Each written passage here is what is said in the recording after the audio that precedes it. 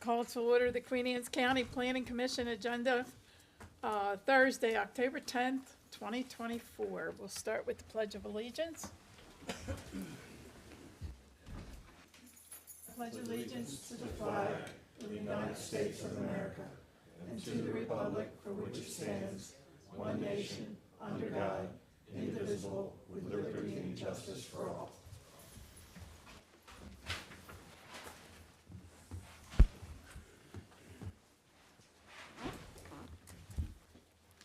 Public comments.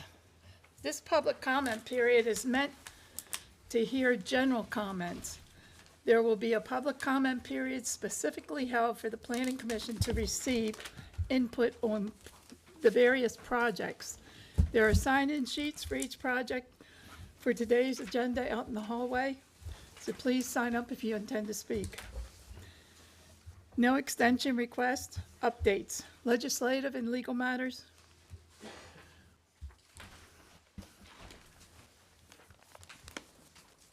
Stephanie Jones, Long Range Principal Planner. Just have a quick update on the text amendments that were before you last month. All of them. This was for the short-term rental, the indoor shooting range, and then the farm accessory dwelling unit impact fee update. Those were all introduced by the commissioners on the 24th of September, and then the public hearing will be the 22nd of October. So that's when Okay. public will be able to comment. So I just wanted to give you that short update. So Okay. that's all we got. I know you got a busy schedule today, so. Okay. Miscellaneous staff items. I have a few of those. Good morning, Amy Murdoch, Planning Director. As we have a pretty fulsome agenda today, and we haven't seen so many large residential projects in a while, I thought it would be a good idea to contextualize what is probably on a lot of members of the public's minds is how do these applications fall in line with our sewer allocation challenges? Because that was a huge aspect of our comprehensive planning update. So I wanted to address that so that there's clarity in what, how these projects line up and what that process is in terms of getting a conceptual review and then moving through to try to work through those sewer allocation processes with the commissioners. So just to very quickly summarize, the commissioners did update their sewer allocation policy in August of 2023 based on the strategies that were identified in our 2022 comprehensive plan. So I want to make sure that everyone knows where to find that sewer allocation policy, so I've asked Rob to help me out. If you go to the county's website and go into the departments menu and go to the water and wastewater department, along the left-hand bar, you will see that sewer allocation policy is prominent there. In that policy, you'll see that the comprehensive plan is referenced, and what is important about that policy are two things, or several things. One is that the county was able to successfully obtain a re-rating, so we were able to obtain additional flow. Knowing that this was a possibility, it became important to look at the old policy, which was more restrictive regarding residential development, especially on Kent Island. That section was repealed, so I'm going to ask Rob to go to item number 5. Okay. And what that did was abolished the old resolution and gave the Sanitary Commission, which is our Board of County Commissioners, discretionary disposition of the general pot of allocation.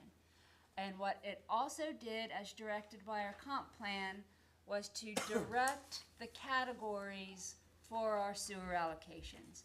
So those categories are allocated to correct public health emergencies. There's an allotment for commercial and industrial uses and residential infill. These are all specific to redevelopment and not for new development. So the policy is very clear on that point, and anything that remains is discretionary. So what we have now remaining is outlined in what is called the Schedule A. The Schedule A is the capacity planning worksheet. And if I could ask Rob to bring that up. Sorry, Madam Chair, before you go any further, are those A, B, and C, are they in any particular order, or is that a hierarchy? No, those aren't in any particular order. Okay. I mean, they're just, those are the specific allocations. But they're not in order of any preference? No, it's, whenever the situations might arise, I mean, we might see some redevelopment projects, we might see some commercial and institutional, we hope. Okay, And so those are just the numbers. just want to be clear. Yep. Thank you. So you will see that that document is posted online, but this Schedule A is a working level staff document. It's not proprietary, it's not private, but it isn't a document that is posted online because it's a working document and it's updated pretty regularly according to assessing flow when the ski lots are hooked up. So this is just sort of a staff level tracking that reflects the sewer allocation policy. So you will see that there are projects that have been on the books, and if you can continue to scroll down, there's the estimated capacity remaining, and then you will see that what has been reserved is also subtracted from the remaining capacity, and then we have what is left that is available. That is the discretionary gallons per day that we have at our disposal for new development. So the reason I want to bring this up is that A, we do have capacity through the re-rating exercise. That re-rating exercise allows the plant to treat 3.3 million gallons per day under the nutrient cap. So our nutrient cap, which has limited our wastewater treatment plant, is around 37,000 pounds per year. So that is our treatment flow. That means that we gained 300,000 gallons per day. And that's best I can explain it with my non-engineer brain. However, the capacity that we have available, as I mentioned, is the 64,000 and some change. The projects you have before you today with Aspire, which is a 290 residential lot subdivision, would need 58,000 gallons per day. The Lowry project, which is an 82 townhome project, would require 16,400 gallons per day. This totals 74,400. So when you look at the math, we are already in excess. That really isn't the issue that is before you today, but it's going to be the gorilla in the room, so it's best to call it out. This process that we follow, that is set up in the sewer allocation policy is just a part of the plan review process, and your role isn't to contemplate the sewer allocations. This is conceptual review. So for the site plan, it's called a concept review, and the Lowry project is a site plan.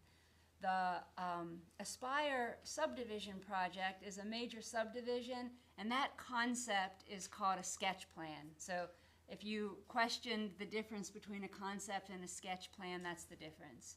A subdivision concept is just called a sketch plan.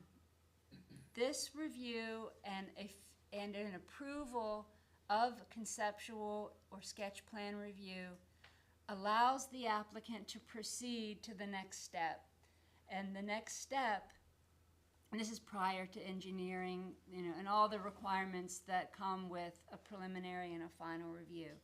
This just allows the applicant to seek an amendment to the water and sewer plan to change the designation in the water and sewer plan for service, and then to request that allocation. The county commissioners amend the water and sewer plan, and the sanitary commission, the commissioners in their sanitary commission capacity, would review the request for allocation, and that's where those decisions will be made. If approvals are granted, they then come back to you for preliminary review. So all of the adequate public facilities decisions that you would normally be looking at aren't a part of this concept. So we haven't done this in a while, so I thought it would be valuable to run through just the procedures and how this review is connected to the bigger picture. Any Right. questions about that? About that? I don't think so. You guys are okay, right? No, that was very helpful, because I was gonna ask about that during one of the hearings, so a sketch plan, because it's been a long time since I've sat from the very inception of a project. So a sketch plan then goes to, their water to get approval for that. Then they request the allocation, and this is all goes, so and then it comes back to us, and then it goes, how many more iterations? Several before it's, Well, that's still kind of dependent upon the applicant and the speed with which they complete their engineering. But there could be 2 more reviews. There could be a joint preliminary and final if everything comes in together, if the adequate public facilities are addressed. It's kind of dependent upon the But they applicant. don't go for sewer allocation until after concept approval, right? Correct. They need the So concept. the sketch is the approval. first step and then concept. No, sketch and concept are synonymous. Okay. Why don't we just call them concepts? I don't know. We talked about that. Maybe when we update the code, we'll. So Yeah. somehow, When we update the code, I think we'll use the same language. And I did forget a step. There's a consistency finding that the commissioners need.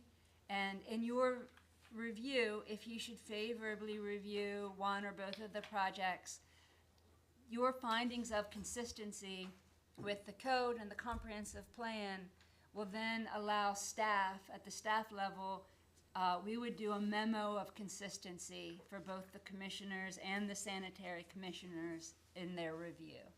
So that consistency with the comp plan is important, and that's why I just outlined how this process fits into our latest comprehensive plan update, because we are following the process we just outlined. While I'm talking about general items, I also wanted to, and I know that Chairman Dobson is going to talk about testimony, but I just also want to refresh everyone's memories as to how to submit public comments in a successful way to make sure that your public comments get before the Planning Commission. So Rob, if I could ask you to go back to the home page and go into, I think it would be under the agendas, go under government, agendas and minutes, and then down to the Planning Commission. Oh, I'm sorry. Go under government, and this is for the public to follow.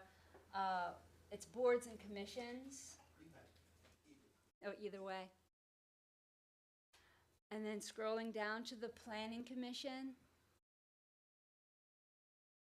And once on the Planning Commission's website, if you scroll down, there are details about submitting public comments, detailed information about how to do that and what the testimony and public comment protocols are to make sure that your correspondence comes in a timely manner, so that we could, within the 10 days of the meeting, we can submit all public comments to the Planning Commission for review in their packets that go out.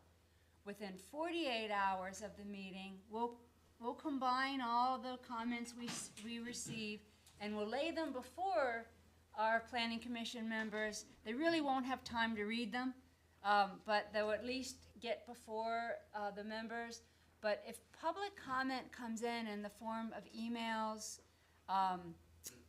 or phone calls within that, after that 48-hour period, we simply put them in the file. So if you want your comments to be considered, it's best to get them in 10 days in advance. If you can't do that, it's best to get them in 48 hours in advance because we cannot turn them around. The electronic turnaround for public comment just isn't practical. So we really value public comment, we solicit public comment, but we need them in those ways. And also, be particular about who you send your comments to. Some people want to send comments directly to the director, but I may be in meetings, I may not see your comments, and I'm not going to be able to forward them along in a timely manner. So make sure you're submitting public comments to the right places. Or some people also will submit to the county commissioners, and that's not a direct route for this board's consideration. So I wanted to refresh everyone's memories because we're going to have larger agendas looking at these projects, and so we get more input, which is terrific, and we just want to make sure your input is being processed. And that's the protocol for written only. They're more than welcome to join Oh, to join. in Yes. person, and they'll have their due time Yep. at the appropriate agenda.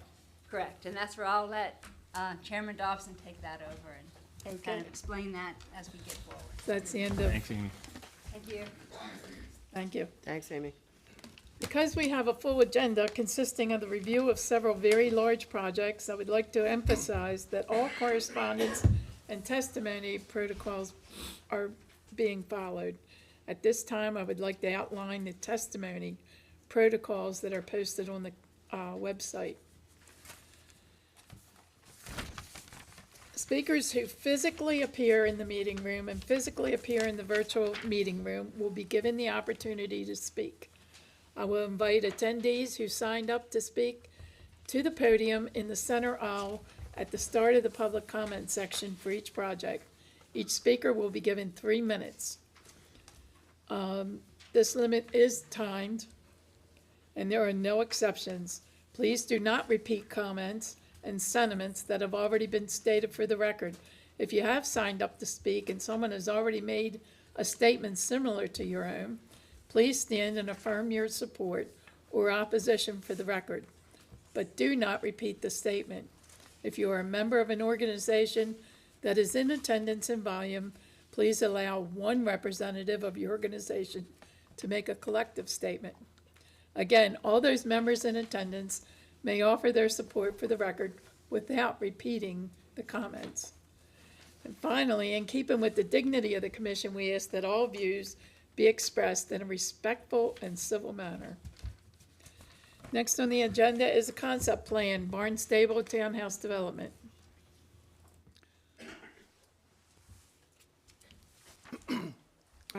Good morning, everybody. Rob Gunter, Principal Planner with the Department of Planning and Can Zoning. you move your, yeah, that's good.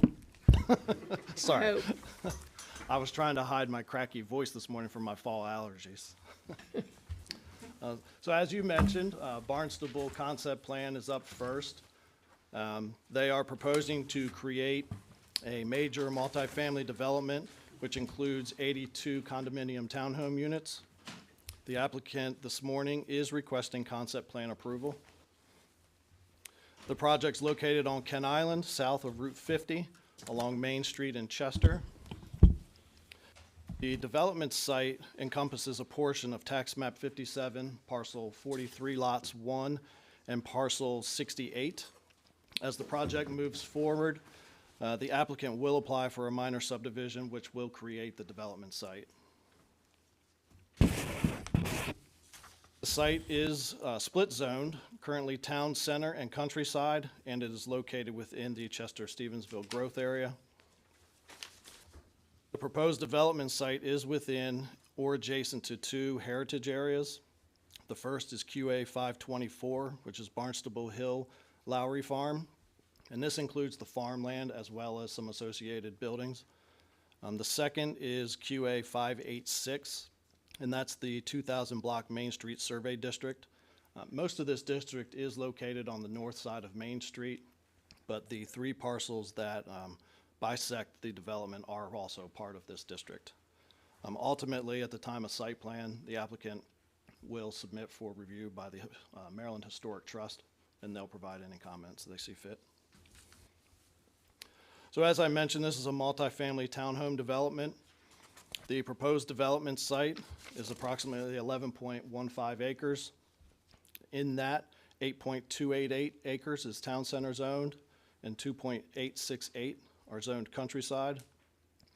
It's important to note that all of the residential density will be within the town center portion of this development. There is no density in the countryside, just some supporting roads and stormwater, open space.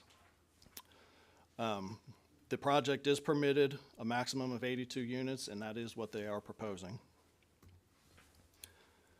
34.2 feet is the proposed building height for the project. They are proposing 5.246 acres of impervious area and 5.909 acres of open space. Access to the site will be taken from Route 18 via private roads. The western access will be across from Country Day Road, which is shown on the left side of the screen. The eastern access point will be located across from DiDonato Drive. These townhome units are rear load units, so they face out, so there'll be internal alleyways that will provide access to the garages on the rear sides of the units. As I mentioned earlier, the development is split by 3 existing parcels, which are not part of this development, and there is a private alleyway connecting both sides of the development behind those properties. 164 parking spaces are required. They are providing 189, and in addition to those, they're providing 14 spaces for boat and RV parking.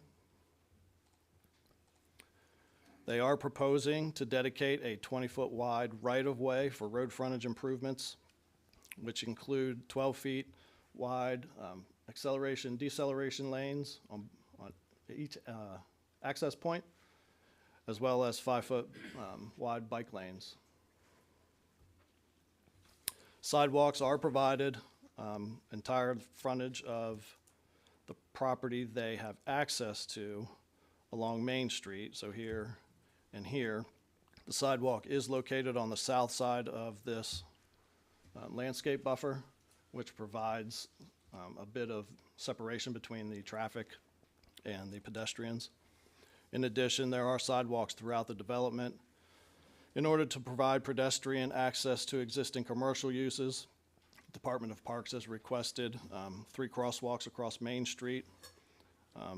Off your screen, but up here is Pier 1, or not Pier 1, is Club 1. And this is Red Apple Plaza over here, which is existing shopping center.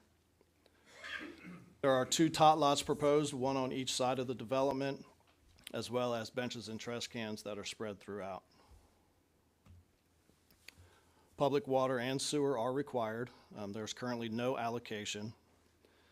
The project will require over 20,000 gallons.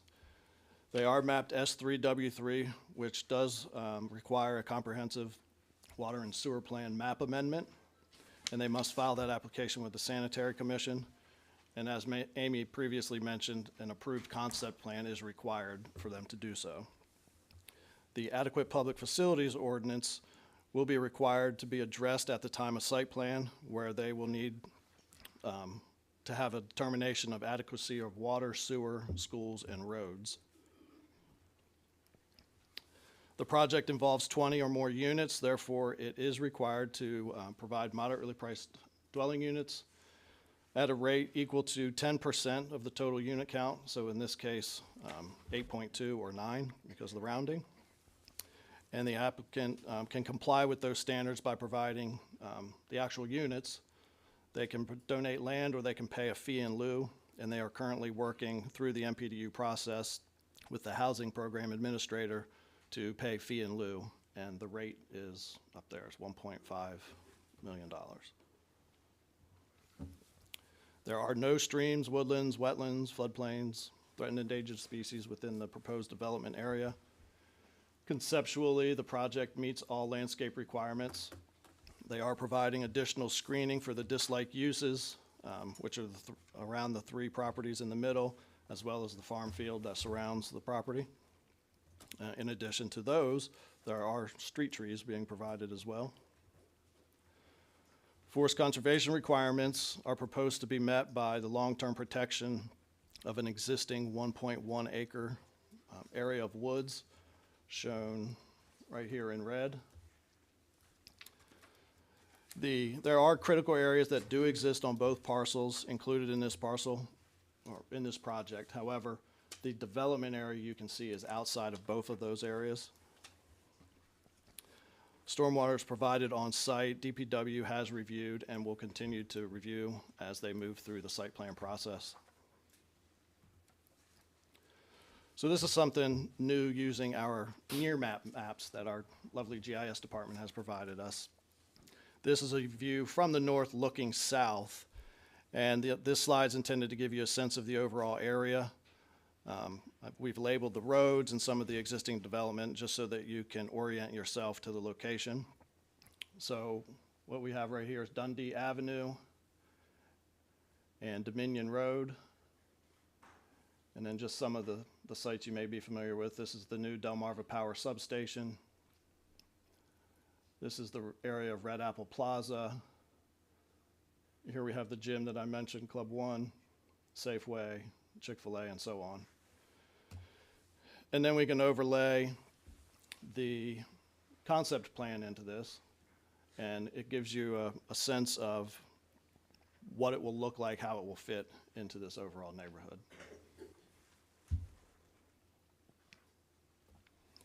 And lastly, these are the conceptual designs for the townhomes on the left with alternating colors.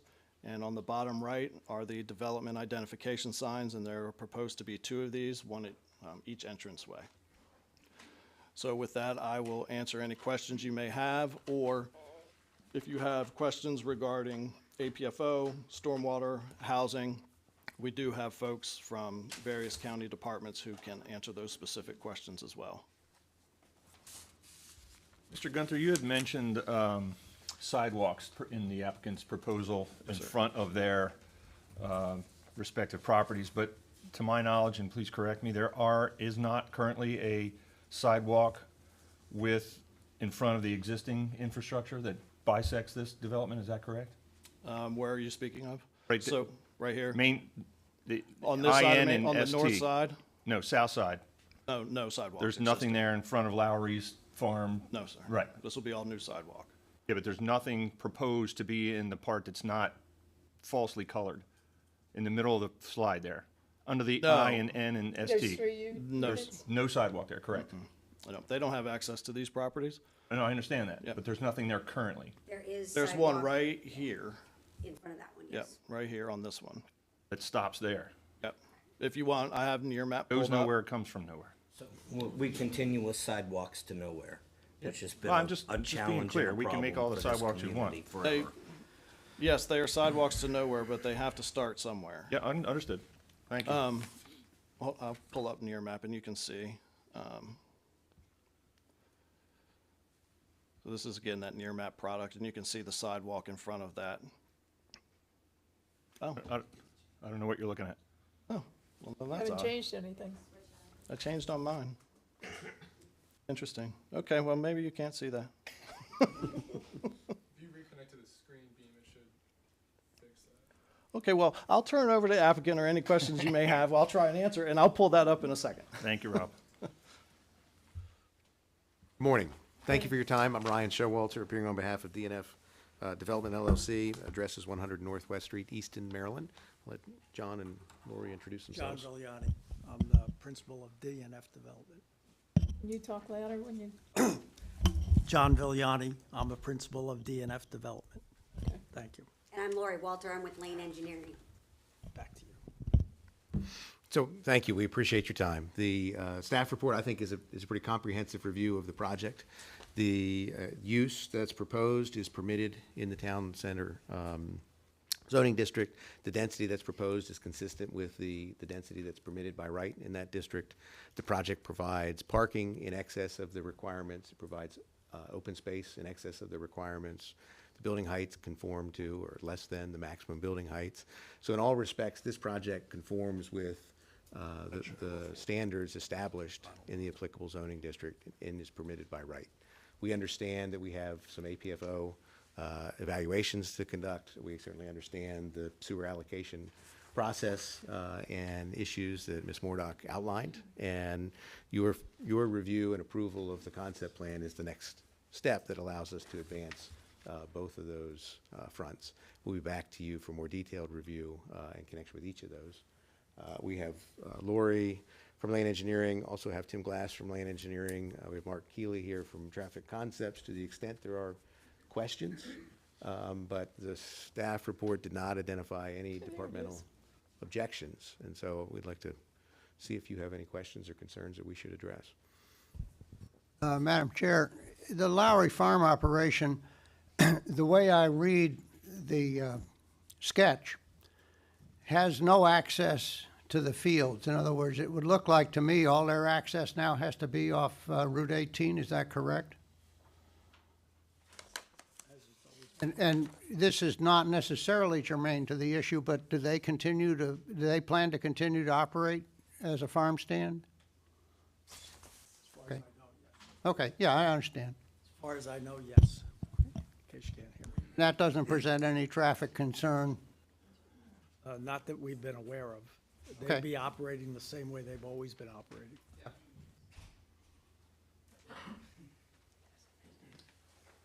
They will still have access. If you notice, there is a gap on the south side of the street that's there. They have a access road that comes off of 18 right now, and then they still can go back to that field back there through that way. Yeah, okay.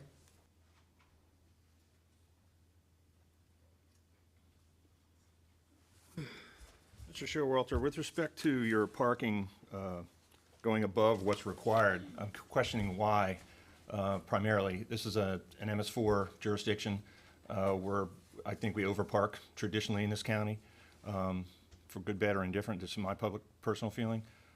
Why is it that you're asking for, why is it that you've gone over the required? So if you look at the slide, what's required is 164 spaces. That's 2 spaces per unit. We're not exceeding it significantly, but if you think about typical homes, in many cases, owners have 2 vehicles. So that is your parking standard. That doesn't account for visitors. And so we're proposing 25 additional spaces. That's essentially, 1 additional space for every 3 units. So, that's probably not necessarily relevant Monday through Friday during the week, but weekends, evenings, when people have friends visiting or have events, we believe that additional parking is necessary to accommodate, intermittent visitors to the community. Understood that you're looking to make it a more pleasant experience for visitors, but that doesn't get to the root problem, which is my question, I guess, that I didn't want clear about, was that we're an MS4 jurisdiction, right? We're trying, Department of Public Works and the rest of the county departments trying to reduce pavement, right? Because we have to mitigate that. So every parking space that goes over that is a mitigation requirement it's a burden on the county. So I'm wondering if that's a possibility that you could revisit that, and as opposed to saying just it's more convenient, it'd be nice to have extra parking spaces. I mean, everybody wants a big parking space. Nobody wants to park in the grass or have to walk across the street. So I'd say that not as a ding on you or your development pressure. I'm just reminding that there's an overlying requirement for the county to mitigate every square foot, I don't know what the unit is, but of impervious surface, because it does come back on the county to mitigate that. And we have often at this board praised applicants that come under that threshold because it helps us at the end of it helps the county at the end of the day, helps the communities. And so that, hence the root of my question is to why, and you answered it succinctly and directly, so thank you for that. That's just more testimony from me than probably necessary. Mr. Lee, would like a grass paver or a pervious paver work in those? Impervious pavers don't count toward, right? They don't count toward the acreage or square footage. Again, I can't recall the exact unit. And that is certainly the as yet directed, because we're not at that level of planning yet. But Mr. Showalter, that would be certainly something that I would ask that your clients look into, is to transitioning those 25, 30 extra spaces and maybe even the RV boat parking into some sort of impervious paver type of structure that would not count toward the MS4 permit requirements, mitigation. We're happy to consider that. Sorry for the long-winded answer. Thank you, Mr. Gunter. And also, can you speak, please, we've battled with this internally, battled maybe not the right word, but the fee in lieu around the MPDU. We hear constantly from other developers that they like the moderately priced dwelling units. They fill up. They're good tenants, they're good clients. And quite frankly, the fee in lieu program, it's hard to get that money back out the door and into the community where it's intended to go. It's not a broken system, it's just a difficult system to work within. And therefore, the county sets that fee in lieu as a backup or an alternative option. Why is it that you've gone to that fee in lieu, and why that route and not the MPDU process outright? We're negotiating with our builder, and they have asked to make sure to keep that option open. Once we finalize an agreement with them, they'll either pay that fee, or we'll try to see whether or not they can put those units into the project. And that's on their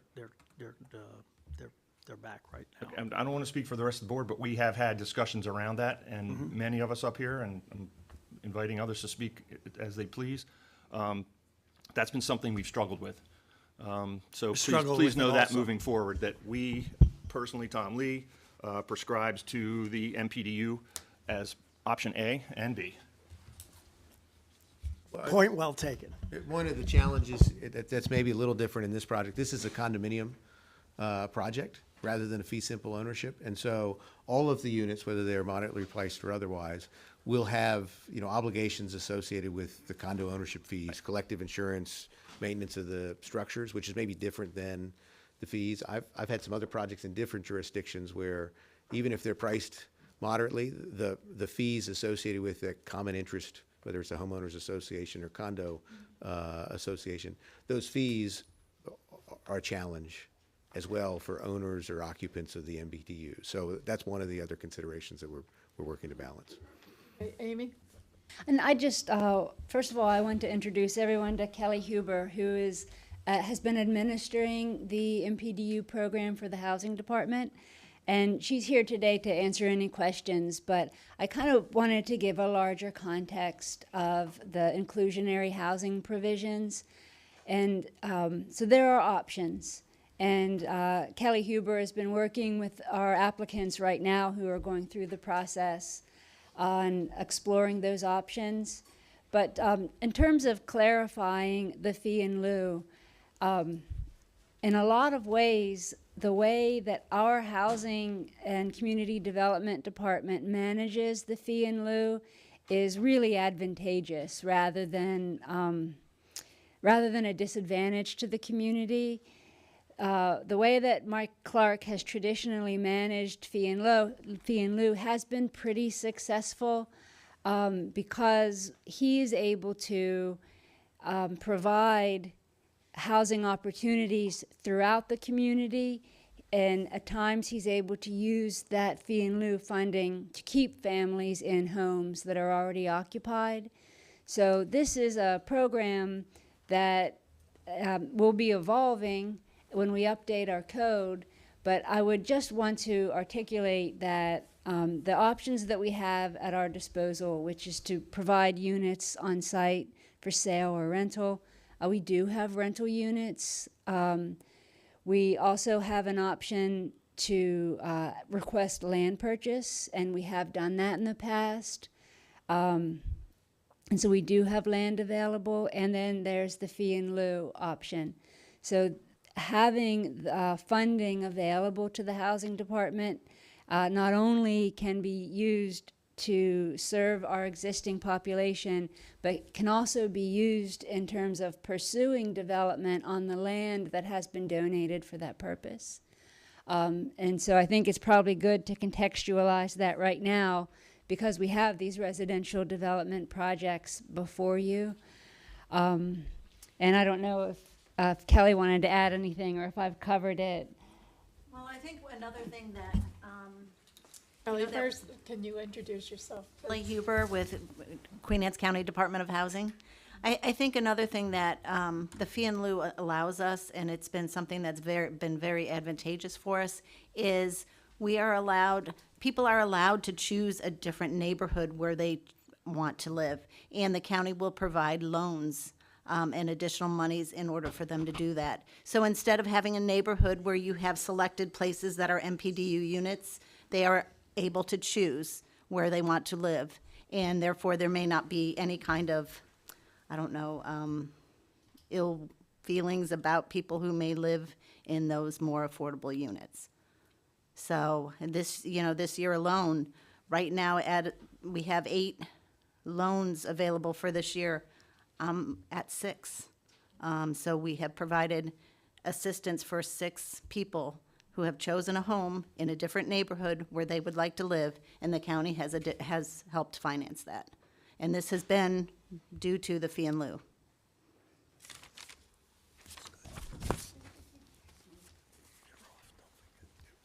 Madam Chair, in keeping with your comments earlier, everything that Commissioner Lee said, I fully agree with and support. I'm a strong advocate for providing housing. Fee in lieu it's a scapegoat in my opinion. I'm very concerned that what's your price point? Let me ask that. What's your anticipated price point? 500, 600? It's for the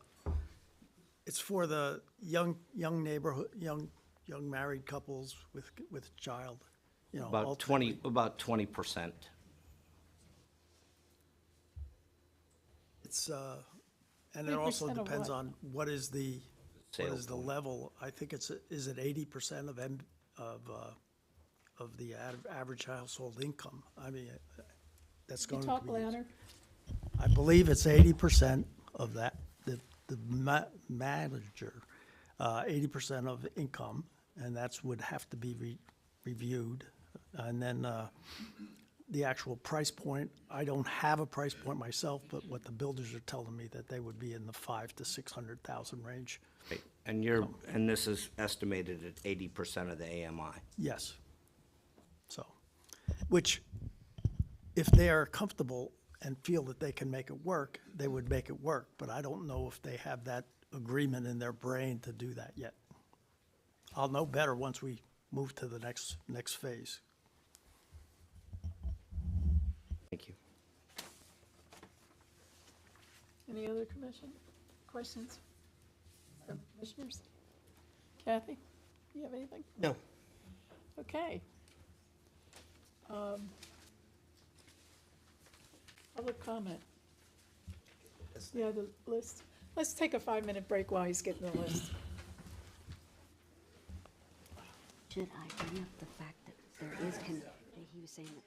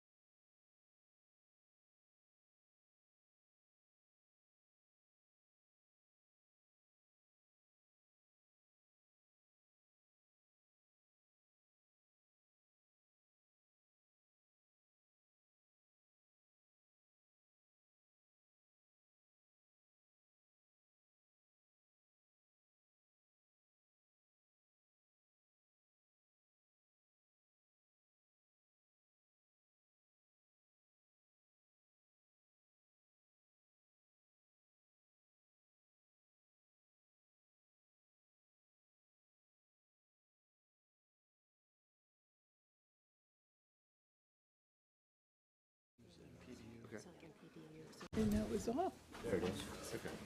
He had his turned off. Thank you. Bruce did it. Okay, public comment. Brian Showalter? That's me. I've already taken care of that. Okay. Cordy Thomas? I think that's what I'm seeing. She submitted written. Carrie? I thought Okay. somebody did. That name rings a I bell. thought it was Cordy's, A-R-D-I. Is it Kaylee? Katie? I don't remember seeing Just that. C-A-R-D-I. Oh, I have a Candy Thomas.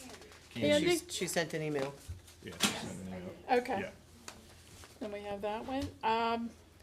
Liam Shanley?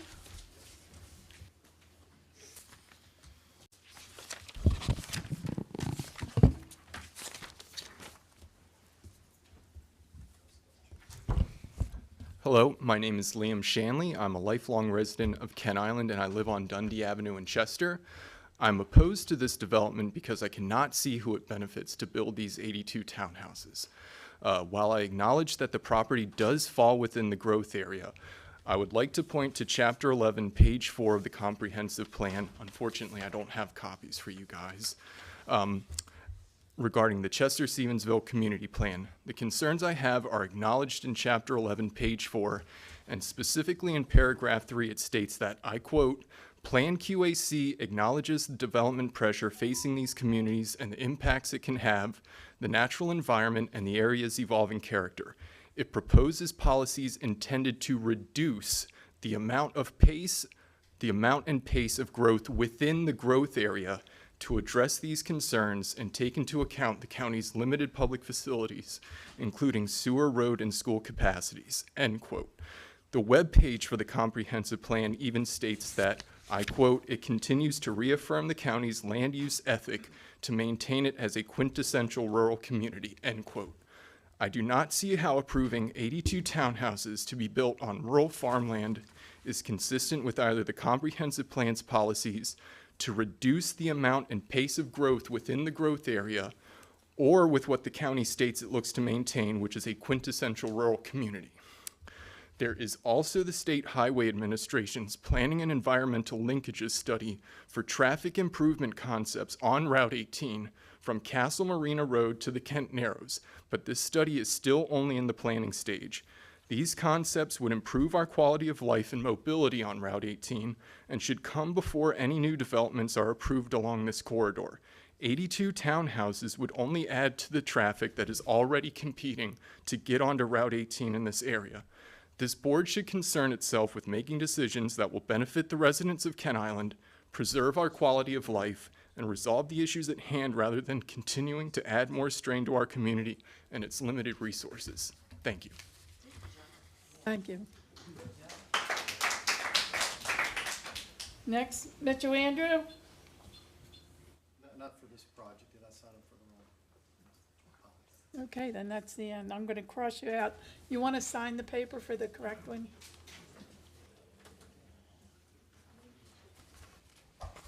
Okay, that's the end of public comment. Do we have anything on Zoom?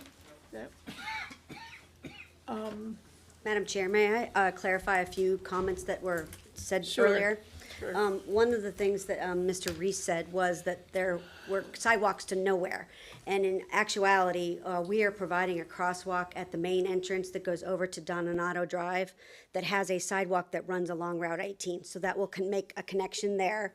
Also, at the end of the development that's on the right-hand side, before you get to the 3 lots that bifurcate the site, there's that sidewalk there that's in front of that existing development or house, and we are connecting to that sidewalk and then connecting across there so that there is a connection there to existing sidewalk. And also at the other end, there is existing sidewalk along Route 18 at Donato, and we will be connecting to that. So even though they're not going anywhere along Route 18, they will connect to the other side of Route 18 and give connectivity of the entire site for the people in the development to walk. You're not saying that you're putting in sidewalk like at the farm stand and the other? No.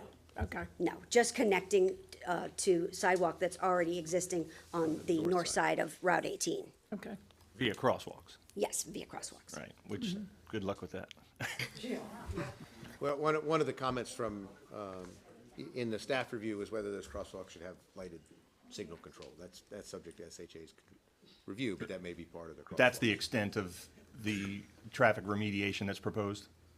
Like, there's no stop lights, there's no stop signs, there's no, it's a crosswalk, be it lighted or not, Correct. TBD. Correct. And then the only other point, with respect to your concern about impervious surface, the one thing I want to clarify is that the 2 parking spaces per unit that are provided, one of those is a garage space. So when you look at it, it's probably only half the asphalt that you're thinking It's about. inside? It's inside the garage, and then there's a single space in the driveway. Oh, I see what you're saying, one in, one out. Thanks for Okay, clarifying. any other comments?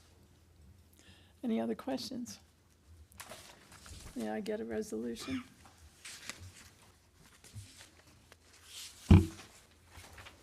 Okay, Madam Chair, I'll go.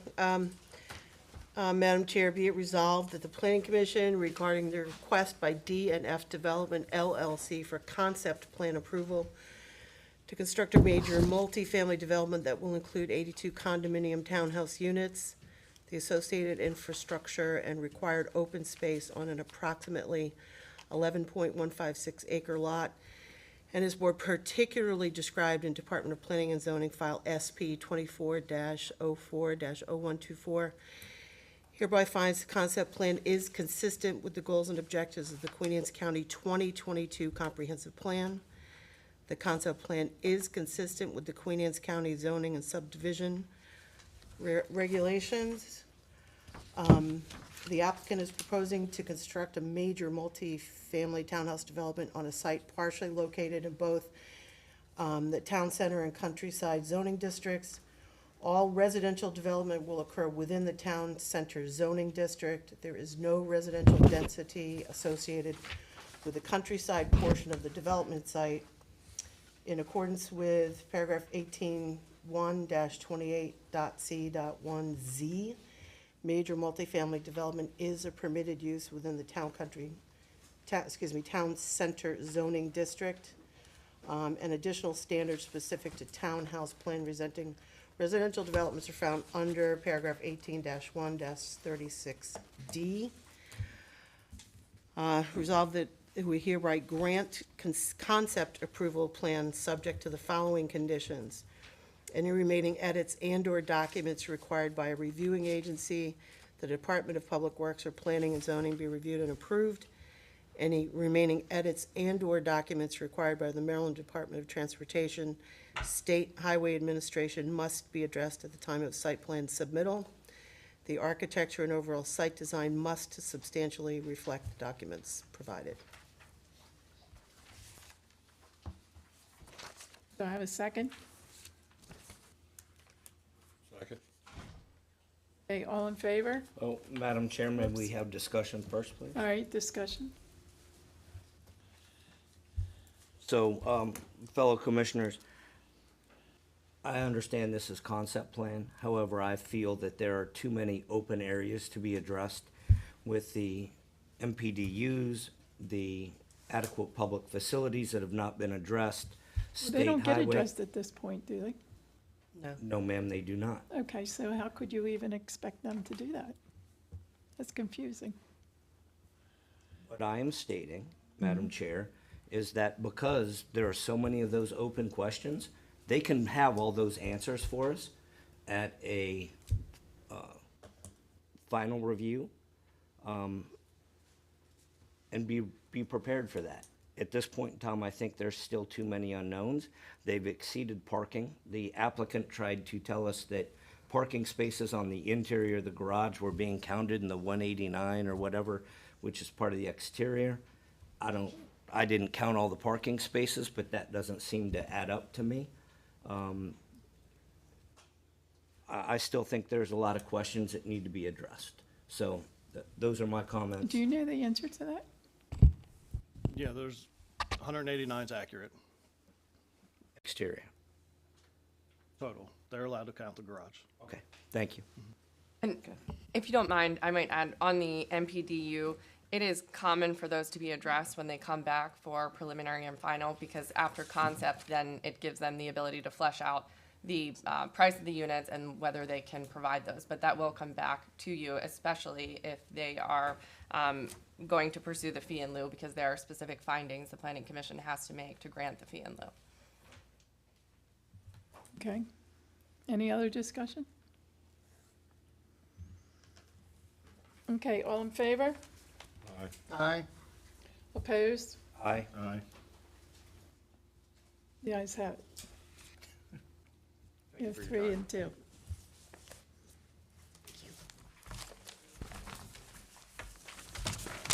Next on the agenda.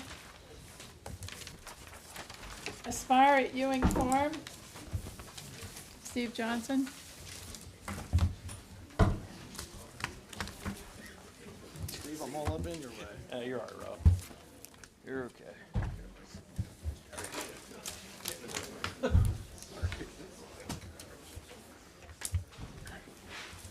Did they get you out of semi-retirement? Yes, ma'am. They did. Try to join them.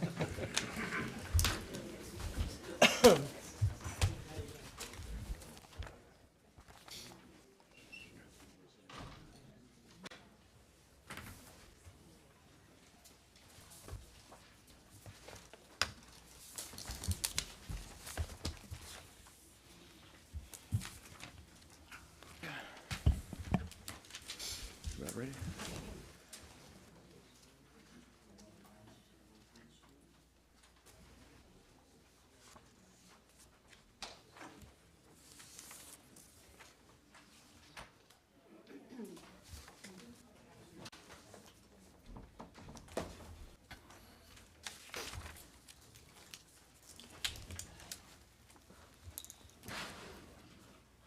Mr. Johnson? Good morning. Steve Johnson, Senior Planner with Planning and Zoning. As stated by the Chair, we're here to discuss Aspire at Ewing Farm, the applicant is proposing a 292-lot major subdivision and includes 218 single-family units, 72 townhome units, a pump station lot, required open space, and associated infrastructure. They are requesting sketch plan approval. The project's located in Graysonville, south of Route 50, on the south side of Main Street. More specifically, tax map 58I, parcel 40 totals 112.244 acres and is located at 5400 Main Street in Graysonville. Property is zoned Graysonville Planned Residential Neighborhood, or GPRN, and is located within the Graysonville growth area. Here's a look at the subdivision. Like I said before, this is a 292-lot major subdivision. It includes 218 single-family units, 72 townhome units, a pump station, and open space. The maximum permitted density for the property is 392 units. That is what the applicant is proposing in this case. 292, excuse me, sorry about that. Apologize for the error. A minimum of 75% of the units shall be single-family homes, while a minimum of 25% of the units may be attached housing. The applicant is proposing 218 single-family units, which is 75% of the total, and 72 townhome units, which is 25% of the total. A minimum of 25% of the total site area must be an open space, with 10% of that an active recreational area. The required amount of open space for this project is 28.061 acres, while the required active open space is 2.806. And as you can see by the numbers on the right side of your screen there, they exceed both of those requirements. 18.1-30D8 of the code requires the Planning Commission to determine building setbacks, impervious coverage, height, landscaping, buffer yard, lighting, and road standards for this project. On the right side of your screen are the single-family home and townhome dimensional and bulk standards. I'm not going to read through these, as these were pulled directly from the site plan or the sketch plan and were outlined in the staff report. What you see on the left side of your screen are typical details of the single-family lots and the townhome lots. These are consistent with other planned residential neighborhoods in the county.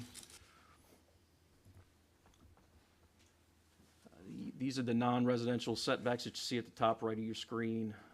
I'm not going to go through those again. These would apply to the pump station lot and all of the community/open space areas that you see throughout the community there. The applicant is proposing several landscaping buffers. They're shown here in dashed fuchsia. There's 25-foot wide street buffers along Maryland Route 18, Graysonville Cemetery Road, and Sawmill Lane. District boundary buffers will also be provided in the area of, let me get my laser pointer. Is it working? I don't see it. I broke it. There you go. Sorry. District boundary buffers will be provided in the areas of lots 200 through 206, which is this area here, and then south of the townhomes, which is down here. Evergreens and fencing are provided for screening around the pump station lot, which is here, and the RV and boat area, which is here, is shown here in red. The fencing is black. It's located around the landscaping buffers here and here. Plantings are being provided adjacent to the townhome guest parking areas for screening purposes, and street trees will be provided along all the public streets. The applicant is proposing typical street lighting along the public streets and private alleyways. Lighting will also be provided in the parking area for the existing barn that will remain and will be rented by the neighbors or the neighborhood, which is here. And lighting will be on the pump station lot as well. The applicant is proposing right-of-way dedications for road frontage improvements. They're shown here in dashed black. They consist of a 40-foot wide area along Maryland Route 18, a 25-foot wide area along Graysonville Cemetery Road, and here, and Sawmill Lane, which is 10-foot wide. 36-foot wide internal public roads and private alleyways are provided throughout the development, and there are no dead ends or cul-de-sacs. This slide gives you a detailed look at the proposed road frontage improvements. They include pavement widening, curb and gutter, 12-foot wide accel and decel lanes along Maryland Route 18, and a bike lane. The Route 18 detail is here. Site access is taken from 3 points, one along Main Street there across from the elementary school. The western access point is across from Fisher Manor, and the eastern access point is across from residential lots on Sawmill Lane.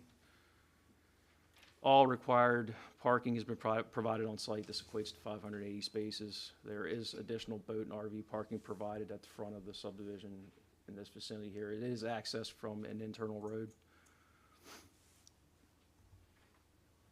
Sidewalks are going to be provided along Maryland Route 18, Graysonville Cemetery Road, Sawmill Lane, and throughout the development.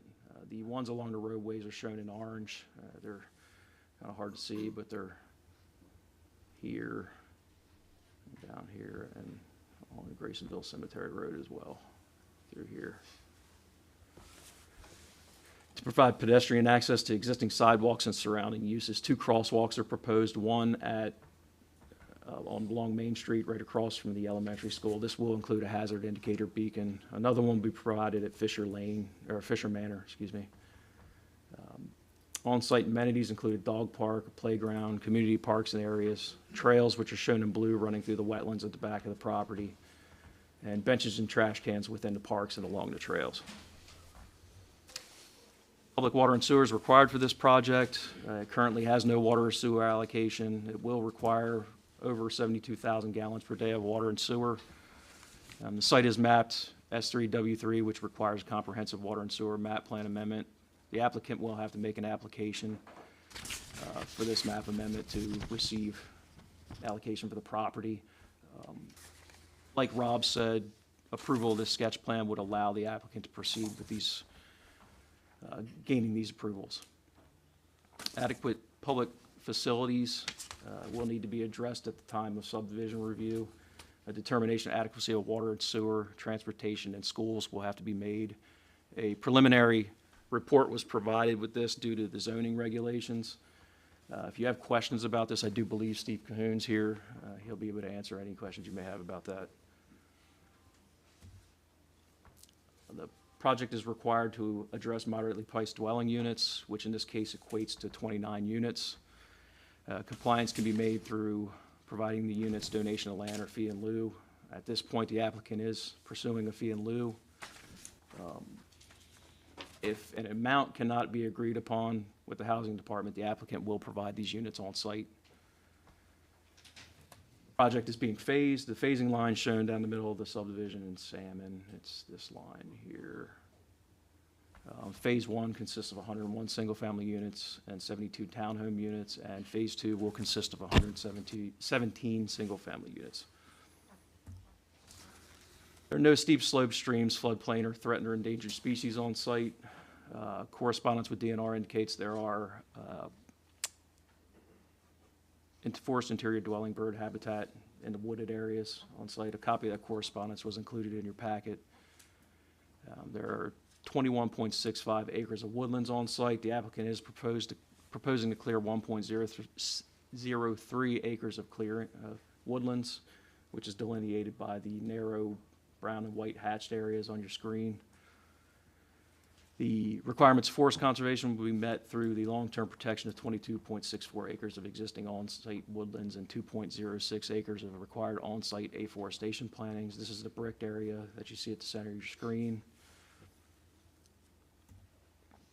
There are 8.633 acres of wetlands and 4.340 acres of non-tidal wetlands buffer on site. The applicant is proposing to disturb 0.595 acres of wetlands and 1.082 acres of wetlands buffer.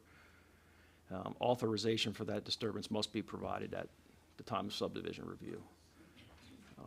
Stormwater has been provided on site. Those are the light blue areas you see on site on your screen. DPW has reviewed this and will continue to review this through the subdivision process. Much like Rob's project, this slide provides a look at the surrounding development and how this project will fit in. Of note are number 1, which is Graysonville Elementary School, number 5, which is the Emergency Center at Queenstown, number 6, the Nesbitt Road Overpass, number 7, the Chester River Beach Road Overpass, number 8, the Fire Department, and 9, Perry's Retreat. And this slide gives you an idea of what the development might look like once it's built out. Here's a look at the architecture. These are 6 of the 12 total models of single-family homes. Here are the remaining 6. Here's a look at the townhomes, architecture, and the signage. There are 4 proposed development identification signs, 2 at the main entrance off of Route 18, which are the bigger signs at the top there, and 1 at the entrance from Graysonville Cemetery Road, and 1 at Sawmill Lane, which are the smaller ones. With that, I will try to answer any questions you may have or turn it over to the applicant. Any questions from the commissioners? Mr. Johnson, I noticed that the adequate public funding ordinance for the high school, they're in excess of the limits. I was wondering if Mr. Cahoon could review for me what the alternatives are to the builder beyond funding in lieu of.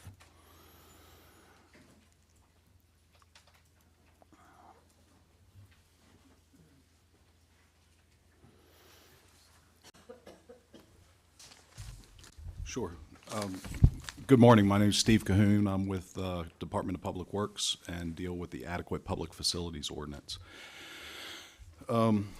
With school capacity, if we hit a county school that's projected to hit 100% or exceed 100% state-rated capacity, the applicant has the opportunity to offer mitigation, which could be paying for the construction of school capacity, physically building school capacity, building in addition to a school, or they also could wait for the county to create that capacity through our capital improvement program, where the county, through just our normal regular capital project process, would plan and construct schools.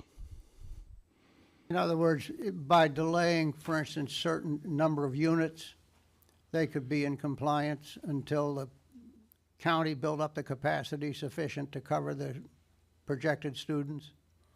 Yes, so they could put the project on hold until such time that the county builds capacity, but the county would do that through our regular capital improvement process.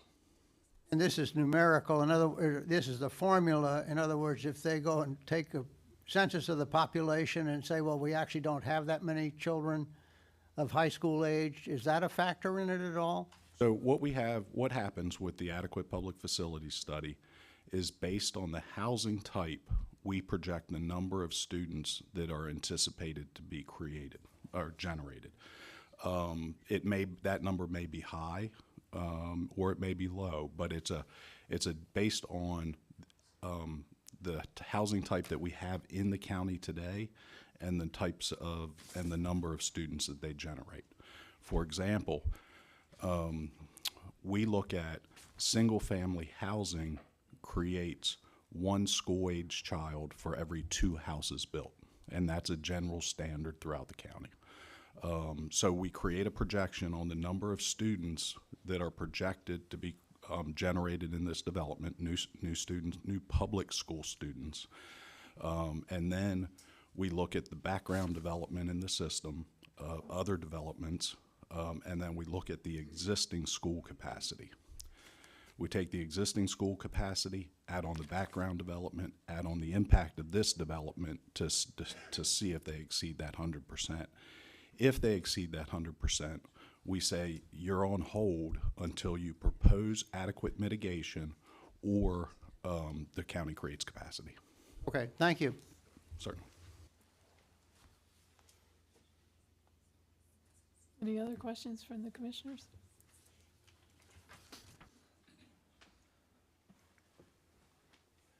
Okay. You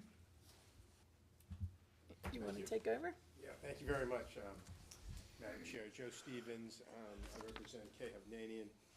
I have Barry Griffith with Lane Engineering. Sorry, we can't hear. Is the microphone on? No. Oh, no, it's not on. Maybe use this one. I'll let the technical people deal with it, and I'll step back for a second. Okay, there, that's better.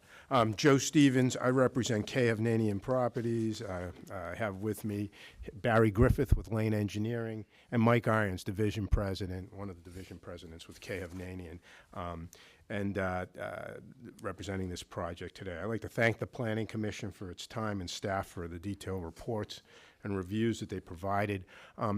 We'd like to go into a little more detail with this. I think that it's important to understand the process. The planning director, Amy Mordock, gave a good overview. This is the very first step in a long process of a review. Following this process, we will have a master water and sewer plan amendment, and then we'll go to adequate public facilities approval, which is really the things that Commissioner Tillman was discussing and earlier Commissioner Lee. And that will be where we'll provide the transportation analysis, the school analysis. Now, we've done that preliminarily. And we have, obviously, our transportation engineer here, and if you have questions for him, he's available to answer those. The initial traffic studies that we've done and have been reviewed by the county and the state, they're not our formal APF, but we did it because it's a large development. We wanted to do it before we got before you. Essentially show that the intersections all operate at levels of service A or B post-development, based on the scoping that the county and the state required us to do, the study intersections, which I believe we have like 15 study intersections around the area. We're excited about this project because it's in the Graysonville Community Plan, and Barry's going to go through some of the history of the Graysonville Community Plan. It's adjacent to the elementary school. It's walking distance to the elementary school. It is on a sidewalk, and we'll be building pedestrian access to sidewalks that go somewhere. They go all through Graysonville. They go to the park across the street, and they also go, not all the way, but eventually will go towards the Slippery Hill community and so on. So they go in both in both directions. So with that, I think that, just so you know, Barry's going to talk about the comprehensive plan for a minute, give you a history of that, and then the actual development plan. And Mike's going to go through the housing types. And you know K. Hovnanian. developer of the Four Seasons. That's one end of their spectrum in their product. And, you know, it's, as we all know, it's the higher end. This end is for, and Michael explained it, this end is for a more workforce, a more affordable housing type, and that's what they're geared towards here, to try and provide to the best that they can with a, you know, as a market rate product, an affordable product. And also, Mike wants to talk about the MPDUs too, because Canadian has not decided that they're going to seek the fee in lieu of at this point, and there's serious evaluation about providing it on site right now. It's a little early to determine that, but this is one that they may very well be able to provide on site because they're not going to have high community association fees. You know, like if you're in Four Seasons, the association fees are paying for a big clubhouse and all these amenities. This will have some amenities that are, you saw on the plan, but there's not going to be that huge monthly HOA fees associated with this community because they're trying to keep it affordable. So it is one that may lend itself better to providing MPDUs actually on site. So with that, I'm going to ask Barry to give his overview of the plan, and then Mike's going to speak, and we have other people here to answer questions if you have them. Barry Griffith with Lane Engineering. We've had the pleasure of being involved with this project since Mike brought the potential site to us well over like 2 years ago. So there's been a lot of work to try to evaluate this site in terms of its suitability for development, and then also to design a project that would be compliant with all the county rules and regulations and become a value to the community. I'd like to thank Steve for the staff report, so I'll try not to be too redundant of a lot of things he went over that I would normally cover in a presentation. Thank Steve and the county staff who since April have been reviewing this with us and provided some very good suggestions and opportunities to look at things a little better. It's been a good site and a good design for our firm. One of the things I want to point out, and it's been brought up a couple times already, but this is really what you would call an infill development site. If you look at where we are with the proximity to two major overpasses on Route 50, the Nesbitt Road one being very close to this site, you know, we have ability for our residents to basically get onto the major arterial systems in a very easy manner without a lot of impact even to Main Street. Through the main part of Graysonville. If they want to go right up to the Nesbitt interchange, they can go either way. We're right across the street from a community public school, a community park. The ER is nearby, the community center, Head Start. We're surrounded on 3 sides by existing residential development. We have a multifamily home project just to our west. And we have an institutional facility for mental health just to our south. So we're the hole in the middle. The Ewing Farm's been there a long time. And it's been designated as a county growth area since at least the mid-1990s. When the Graysonville Community Plan was prepared, this farm was identified as one of those areas that makes sense for this is where Graysonville should grow. That designation was, if you'll flip through a couple more, that's our site in the context of the overall growth area. Again, this is the zoning of the site with the GPRM, which anticipates this sort of master planned community that we've put together with a mix of housing types. Go ahead, Steve. And as you can also see there, we're not anywhere near the critical area. Here's our site in context of some of the other major growth areas that have been designated in the county plan. So this growth area designation was upheld in 2002 with the plan update, and then again in 2010 when the county updated its overall comp plan and the Graysonville community plan, and most recently in 22 when the comp plan was updated. This site was again kept its designation as an important infill development site within the Graysonville growth area. So, you know, it's a great site. It's also got a priority funding area designation. I think that might be a next slide up. I think that's showing, as far as sensitive areas go, as you can see, 112, or most of the acreage on this farm is actually in tillable ground right now, about 90 acres, and then we have the 20-something acres of woods, which we're basically not touching, maybe a little bit on the fringe of a couple areas for some stormwater management reasons, but we're going to leave that woodland there and keep it intact. And in fact, we're going to be planting another 2 acres of forest on site as part of our forest conservation plan requirements. No sensitive species, no streams. The wetlands that we have, most of the important ones are in the woods, which again are being protected. We do have about a half acre cumulative of 5, maybe 6 small pockets of what are called farmed wetlands, meaning they're low spots in that field. The farmer actually tills right through them, but because of their topography and when the field goes fallow, they become a little bit wet, so they are regulated, but those are the least priority in terms of sensitivity and fairly easily to get permits for that kind of wetland disturbance. As far as the sketch plan goes, if you'll flip ahead for me, Steve. Again, as you can see, we're basically an infill development within an existing community that pretty much surrounds us. These are going to be public roads, except for where the townhomes are. They'll be private. We will have the ability to have some on-street parking with the road section that we're proposing, this typical county standard public road section for this type of neighborhood. We do have a lot of open space here, and as Steve noted, we have not maximized our density. So what Four Seasons has asked us to do is, find a layout here that will help us hit some workforce type affordability, but also provide the amenities and open spaces that we're used to doing as a company. So we've got quite a bit, and we have a large community park centered at the entrance to the community, dog park, tot lot, open field area for play. That's important for kids.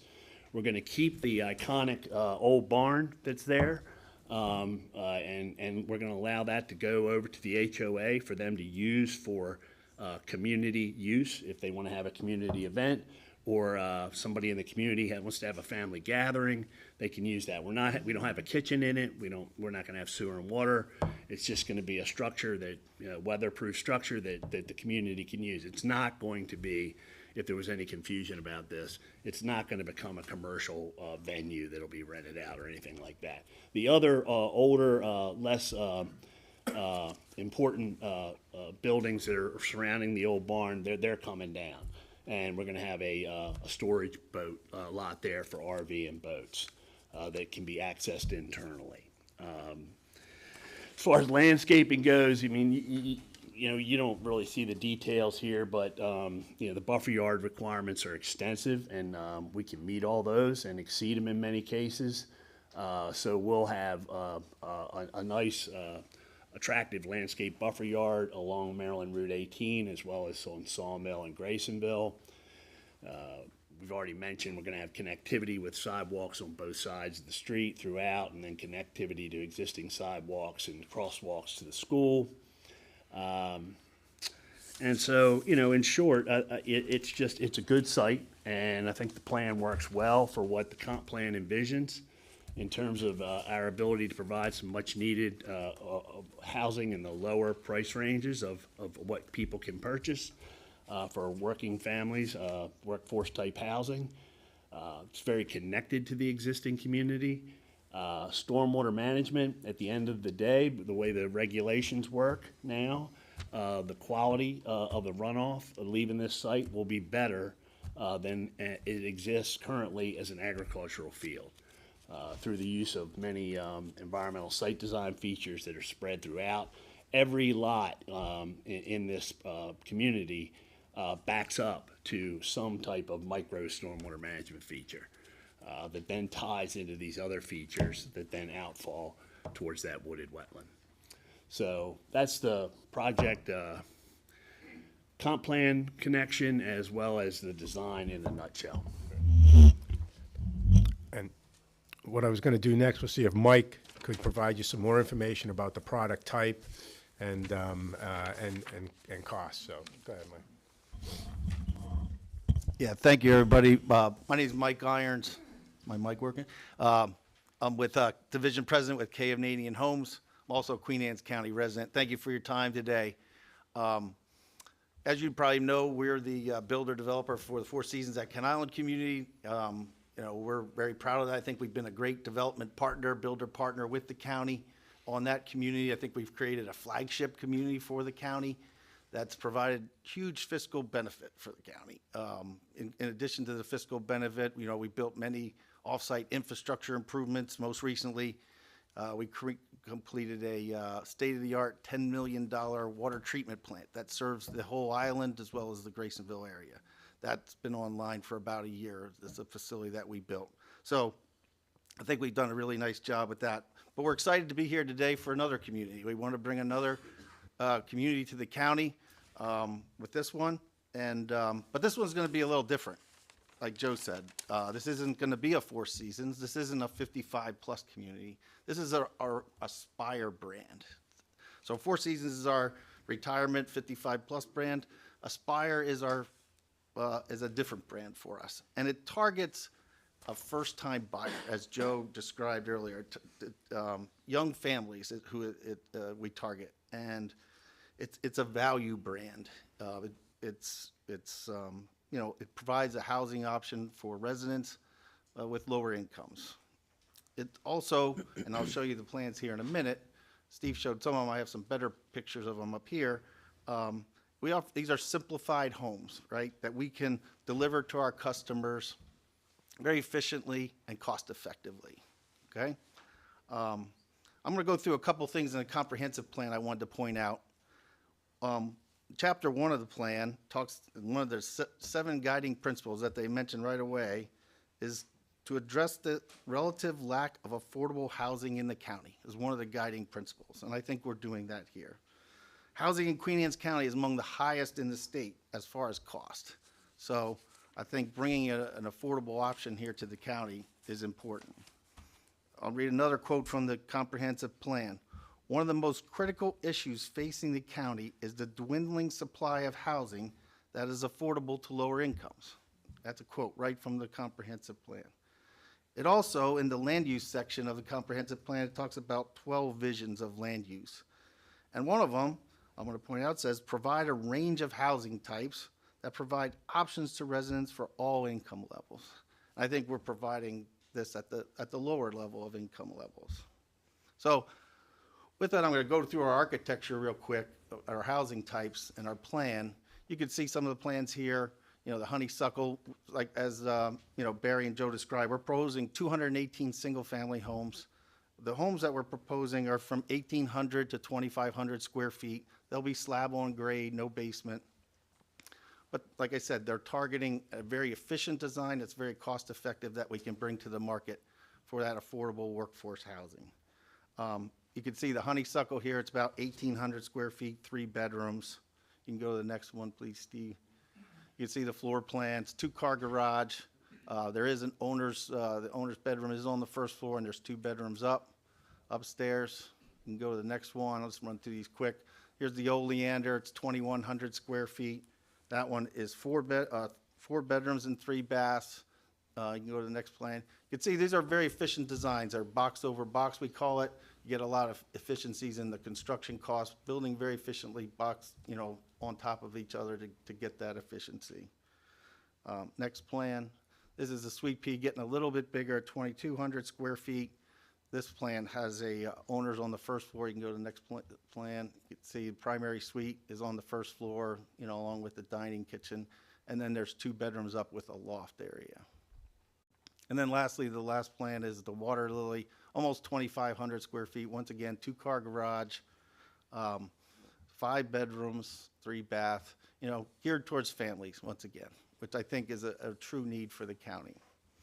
Now, we plan to, if we were bringing these to the market today, if you go back one, we would offer these homes in the $400,000 range, which is by far the lowest priced new homes in the county if we were coming to market today. all the new home market, you know, at the Perry's Retreats next to us, they're in the mid 5s to 6s. So we'd be in the 4s. We'd be significantly lower than all the other new homes in that's. What about your current- townhouses, Mike? Yeah, we're gonna go to that in a minute. If you could go to the next slide. Yep, so here's a townhome that we're proposing. It's 1,500 square feet, so 1-car garage, 3 bedrooms, 2 bath. You can look at the floor plan. You know, has the garage, as I said, the kitchen, dining, and great room, all is on the first floor, and then there's 3 bedrooms up. So this would be very affordable. The price point on this, if we were coming to the market today, would be in the 300,000s. So once again, the townhomes, way cheaper, lowest price compared to anything else that's in Queen Anne's County that was on the market today, as far as new homes.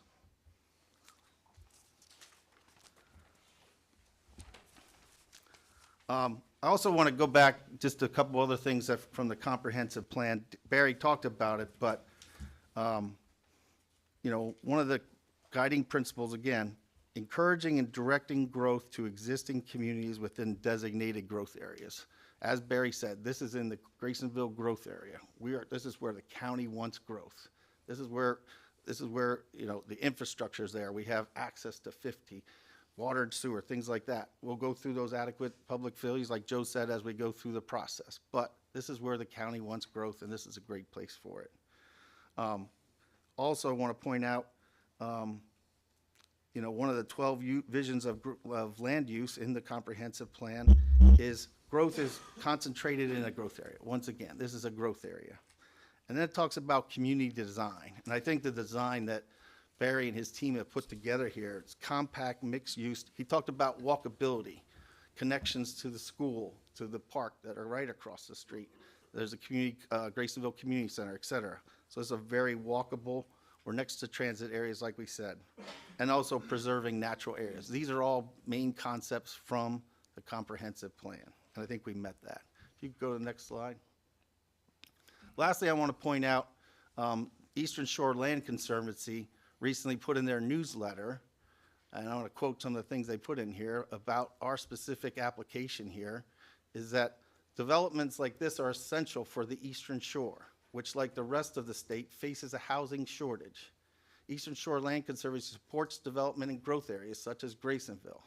We advocate for efficient designs that promote walkability, provide access to green spaces, and support the creation of resilient and sustainable communities. So I think this is a great, you know, message that the Eastern Shore Land Conservancy, I believe someone, a representative from here is from the Eastern Shore Land Conservancy is here to speak today, which I think would be great.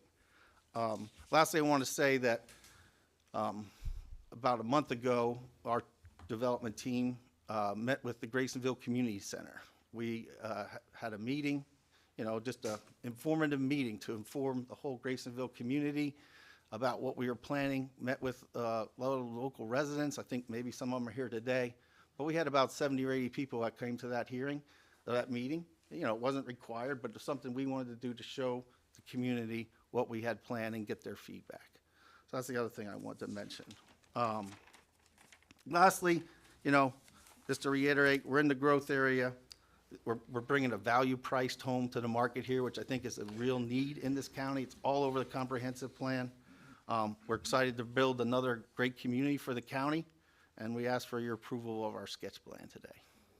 Thank you. Thank you. I don't have anything further.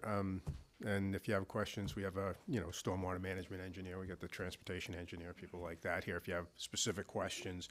The only thing I'd add is that you know Mike Irons, and one of the benefits that I think he brings in what he's telling you is that he doesn't have to go market this to a builder and then find out that he can't do what he's saying he's gonna do. Kavnanian is the land acquisition people, they are the design people, they are the developers, and then they are the construction of the subdivision, and then they build the homes. So what Mike is explaining today, I think he's got a very good grasp of what he thinks he can deliver. Thank you. Any questions for the commissioners? I have one general just to the applicant, and that is, excuse me, clearly not having gone through all the details of the APFO requirements. However, it certainly warrants discussion that Grayson Elementary has for years used portables already on site. My kids are out of there 5 years. They were in portables then. They're still portables there now. Not ideal, right? Firsthand experience, they're either too hot, they're too cold, first in the morning, later in the day. It's disruptive to travel, right? You've got to put on jackets, go across in inclement weather, et cetera, et cetera.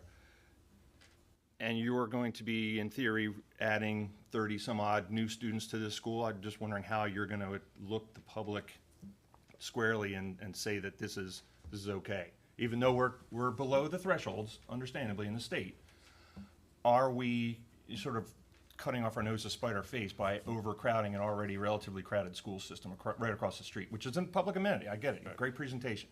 But the truth therein lies that how do we look our kids in the eye and say you got to bring an extra sweater or something today because you have to go to a portable? Yeah. I mean, Mr. Lee, we're confined to what the county requires us to do in terms of the adequate public facilities ordinance. I'll start by saying that. And that, so in terms of capacity and what the county decides to do in terms of improvements to any individual school, you know, whether it's interior or exterior, is beyond what we can really control. But what I will say is that even though the school has capacity for this development, we'll still be paying substantial impact fees towards capital projects for the school system, for the elementary school system, as well as the others. So it's not as if, okay, you know, we got capacity, you go in. You got capacity, you still have to pay your capital contribution for per student under the county's impact fee program, which is substantial. I mean, we get into the tens of thousands of dollars. Understood, Mr. Stevens, but I opened with, there have been portables there for years. We've been developing for years. And I think the citizenry that I hear from, at least, are getting frustrated with that. They see that and hear that, but they don't, there's nothing constructive, bad word, right? There's nothing sort of promoting or mitigating that when they take their kids to the portables or get them out of the portables. And to that vein, I'd also like to sort of comment that for years we've been able to sort of dismiss traffic concerns, congestion concerns over, you know, people passing through our communities to get to the beach. And this seems, and I think Mr. Shanley said it well, quoted the comp plan well, that we're sort of outpacing ourselves sometimes, especially in a situation like this, even more so in the previous one, the hearing we just had, is that we're sort of no longer able to look at and blame traffic passing through our county to get to the beach or go home from the beach, even worse sometimes. And we're now the victims of our own sort of growth, in that we can't say that, oh, traffic's coming from people from DC and Virginia and wherever to come through and go to the beach. And the state has closed entrances and exit ramps and made it, you know, somewhat more palatable, but a vast majority of people just don't go out anymore. And now I think we're sort of looking back and we're sort of bringing more of that stress into our own communities, at our own demise, at our own decision-making process. Great pitch, great. Any other time, you got my attention. But there comes a breaking point where I'm getting stopped in the grocery stores and at the gas pump to say, really, Tom? You know, I grew up here. I still live here. I have kids in the systems here with mics, right? And I love this area.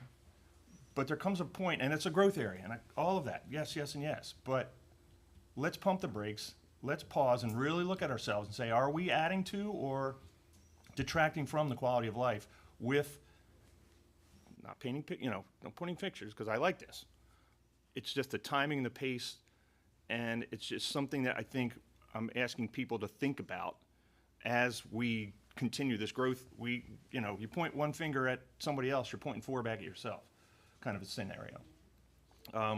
So that being said, I'll end with a positive note, and that is, Mr. Griffith, you neglected to point out one, I think, bullet point for your elevator speech, and that is there's a tremendous amount of waterfront you're creating in this proposal with all that stormwater ponds and such, that you're missing one of your talking points. Well, some of those will be submerged gravel wetlands, bioretention areas. Thank you. Any other questions from the commissioners? Can I, you said you have one of your traffic people here. Could they just give us a little overview of, Mike Lenhart. Mike Lenhart's with, no, you can stand there. I'm standing. Yeah, sure. Mike Lenhart, he is with Lenhart Consulting? Yes, good morning. My name is Michael Lenhart. You're with who? Lenhart Traffic Consulting. We did conduct a traffic impact study for this in anticipation that this will eventually need an APF analysis. We wanted to have that for your benefit today. We worked with State Highway Administration and your staff on scoping the traffic study. The scope, we had 15 study intersections going from Route 50 at Chester River Beach Road, interchange ramps, down to Main Street, and then across Main Street to include a half a dozen or so intersections, and all the way over to the Nesbitt Road interchange ramps and Nesbitt at Main Street. We conducted traffic counts initially in February during a typical weekday when schools are in session, and also at that time we did a Saturday. We had comments from State Highway Administration that they wanted us to do counts and update the study for Saturday traffic conditions in the summer. We did that. We conducted traffic counts on August 17th, Saturday, throughout the entire midday. We picked the peak hour. There was an event that occurred on Route 50 that day where there were some lane closures on westbound Route 50 at the bridge that created a backup that, as you all know, when that occurs, there is some spillover through the neighborhoods and the side streets. That did occur to a degree here. The county's ordinance requires the use of the critical lane volume methodology for level of service analysis. And when we use the critical lane volume methodology, all of the intersections will operate, continue to operate at a level of service A using the critical lane, with the exception of Maryland 18 Main Street at Chester River Beach Road during a Saturday, which would be a level of service B. Those are acceptable. Now, critical lane is it's a planning methodology. You look at the overall intersection. It's acceptable per the code, per state highway. There is a more detailed analysis that we also included in this analysis using highway capacity manual that looks at stop controlled movements, takes a lot more into consideration at the intersections, delays, queues, and levels of service of individual turning movements. There are some delays that occurred when the spillover happens, as you all experience. The queuing was all contained within available turn lanes. One particular the county asked us to look at was eastbound Main Street at Nesbitt. There's a left turn lane to turn on the Nesbitt Road. They wanted us to make sure that that left turn queue is contained within the available queue area, and our study shows that it is. And again, everything passes the requirements. Now, again, there are some delays that occur on stop-controlled approaches when that spillover occurs. But even with that, it still passes the critical lane analyses. So, Thank you, Mike. Any certainly. questions for him? Thank you. Okay. So I guess we're getting to public comment. We'll take a 5-minute break. Thank you. Thank you.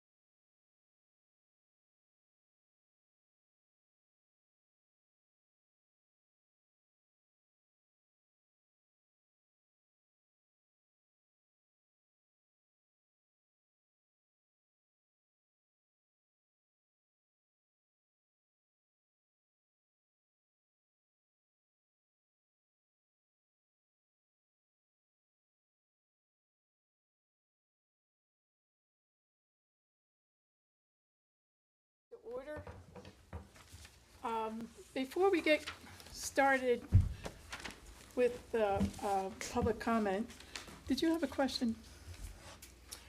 Oh, regarding the APFO, and one of Mr. Lee's comments was that the portables have been in Graysonville Elementary School for, I'm gonna guess, am I correct, upwards of 15 years? Is that right? So I guess if someone's here from APFO, I mean, I know he was asking the Steve Cahoon's here. the applicants here about it, where I rather think it's a question for the county, as to why, what is the reasoning behind portables that have existed there for, I don't even know how long, I'm guessing 15 years. Sure. The decision to place portables at any school facility is a decision by the Board of Ed. The vast majority of those are for operational reasons, not school capacity reasons. We have a number, and when I say school capacity, let me take a step back. Each school in our school system has a state-rated capacity, a formula created by the state of Maryland, by MSDE, that says how many students that school can hold, or how many students that school should serve. That state-rated capacity is the number we use for our APFO. When we reach 100% of state-rated capacity, we tell a developer coming in that we're at capacity and you have to deal with putting a school over 100%. There are a number of schools out there that are anywhere from 60 to 100% that have portable classrooms. If you look at portable classrooms out at the high school here or at Graysonville, we have to remember that Graysonville Elementary went through a renovation and an addition not that long ago to add additional classrooms, and yet it still had the portables. So right now, Graysonville Elementary is under state-rated capacity. This project proposed in that elementary school district won't push it over 100% capacity, and yet for function and purpose of doing what the school needs to do, I'm sure they will keep those portable classrooms. So when you, at the beginning, you said, so some of them are used for operational purposes. Does that mean administrative or something other than classroom? It could be classrooms, it could be to ensure that instruction is done, additional programs are done. Okay. It could be to ensure that each teacher has their own classroom versus sharing rooms or putting teachers on carts. Those types of operational decisions are made by the board. Okay, thanks. Thank Yep. you. Sure. Okay, any other questions from the commissioners? Okay, public comment. Let's get started. Owen Bailey.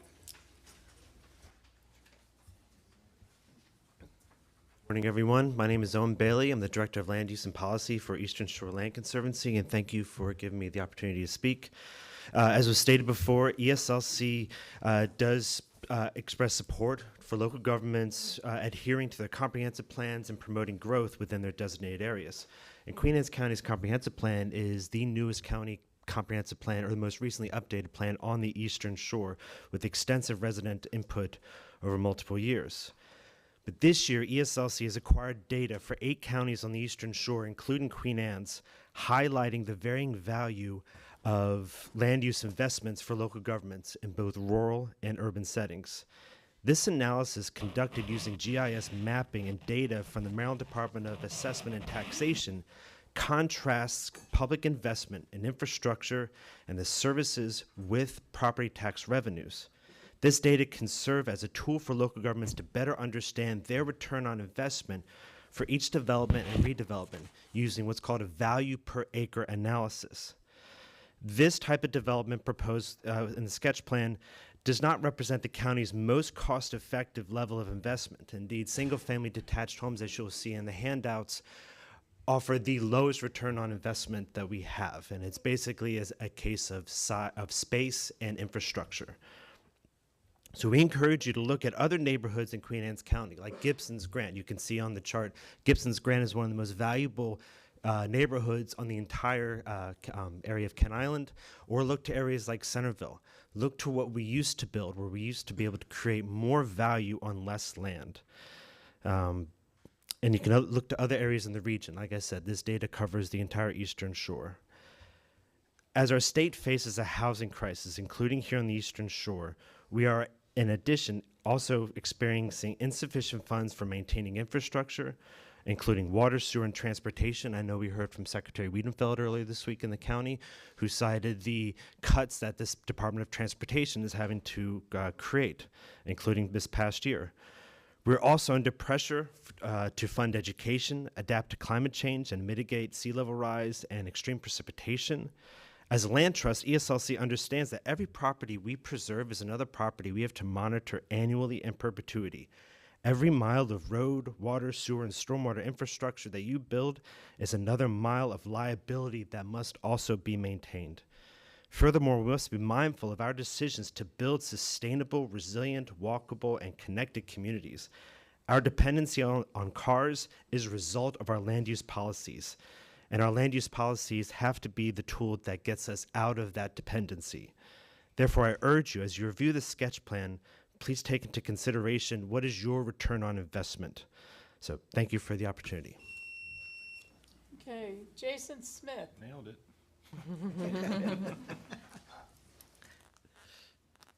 Good morning. Good morning. I'm a resident of Queen Anne's County. I work in Queen Anne's County, and I support growth in Queen Anne's County. This project, the Aspire project, falls within the county's growth plan, and therefore I support this project. Thank you. Thank you. Susan Kaiser.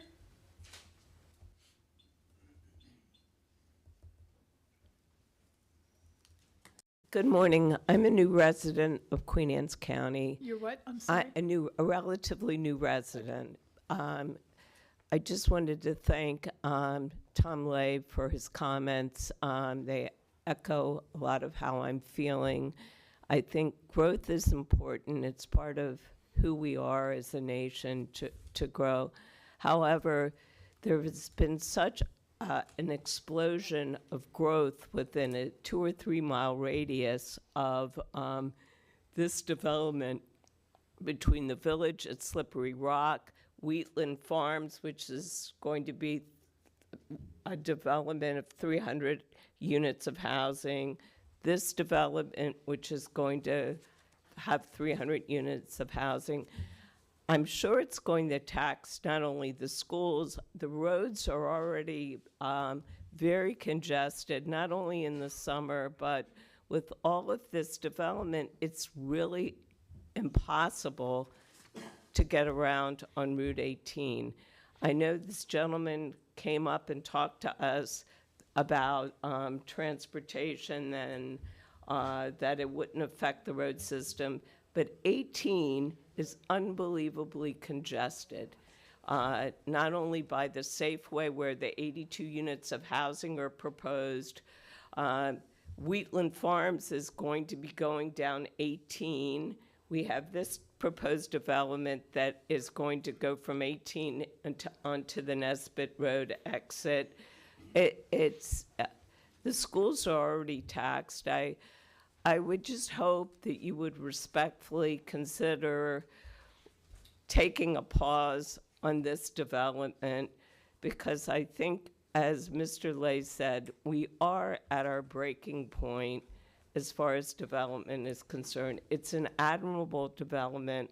I believe that there should be affordable housing. I spent most of my career as a social worker working for Catholic Charities and working with people who needed help with a whole myriad of different services. And I'm just asking for you to think about this before you proceed forward.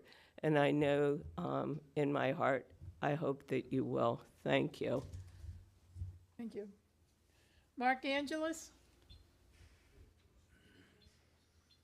Hello, I am a resident of Queen Anne's County, and I wanted to come here today to express my support for the Aspire Ewing Farm community. I believe it meets the needs of the growth area, and I really like the walkability to schools and the park across the street. And I also believe it does a great job of addressing the demand for affordable housing, workforce housing in our county. Thank you. Thank you. Lolita Walters? It's already been said. I am in favor. Thank you. Okay. Matt Steves? I think that's correct. Matt lives on Main Street in Graysonville. Is he here?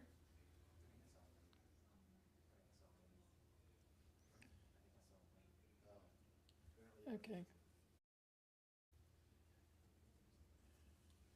Gary Thatcher?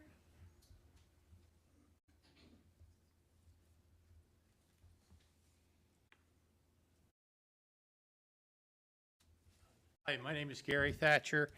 I've been a temporary or a resident for the last 10 years permanently, and we've been here for almost 30 years locally. I believe this subdivision is something that we need. Growth is a hard thing to do when you need houses, and we need affordable housing. If you talk to your neighbors, you talk to other people, I don't know anybody that I've not talked to that has mentioned somebody in their family is looking for a new opportunity for housing. This is a great place, and I think they'll do a good job. I'm for it. Okay, thank you. Mary Jo That's good. Mary Jo DeMattis. 9 years ago, I moved to Queens Landing. It then took me 7 minutes about every time I went to the Safeway. Now it can take me up to 30 minutes. The problem's not Four Seasons because there's hardly any traffic, even those multiple houses there. I was a corporate manager for the Marriott Corporation and involved in site selection. I did my own day counts of traffic coming out of Four Seasons. It's not Four Seasons. Again, hardly any traffic. We cannot access Route 18. It doesn't matter. We have so many events. We support charities. We have businesses. I own my own catering company. I have for 30 years. And we cannot access 18. Traffic comes down past the fire station. Traffic comes from Stevensville around. We can't get around. And God forbid anybody that's not local lets you into the circle. They don't. Only locals let you into the circle. So for any development, anywhere, I would just like you to consider 600 people who now live in 2 developments that access Castle Marina Road trying to get to 18, and one day probably more people, one would hope for the developers for Four Seasons, also involved in trying to go down that same road. Thank you. Thank you. Patrick Reed? Is that right? Hi, my name is Patrick Reed. I live in Four Seasons and Queensland County resident. I do support the proposed project. KHAV builds a community, and that's what we have found at Four Seasons. And the environment of where we live is wonderful. We love living here. I lived over in Annapolis for 38 years. And we really love living here in Queen Anne's County. We love living in a KHAV community. They stand behind their houses. They don't build bad stuff. And anything that needs to be fixed, they fixed it. So I think that having affordable communities to get the generations to stay here in Queen Anne's County is of the utmost importance. And traffic from time to time is trouble. And I don't think it's going to stop being trouble. But we learn to live with it, and I hope you approve the community. Thank you. Mitchell Andrew. Good morning, everybody. Thank you for your time. My name is Mitchell Andrew, and I am here to represent the Ewing family and just talk for a minute about where we're coming from and the reason why we picked K. Hovnanian to partner with, to look at them, to enter into a purchase agreement with. about 2 years ago.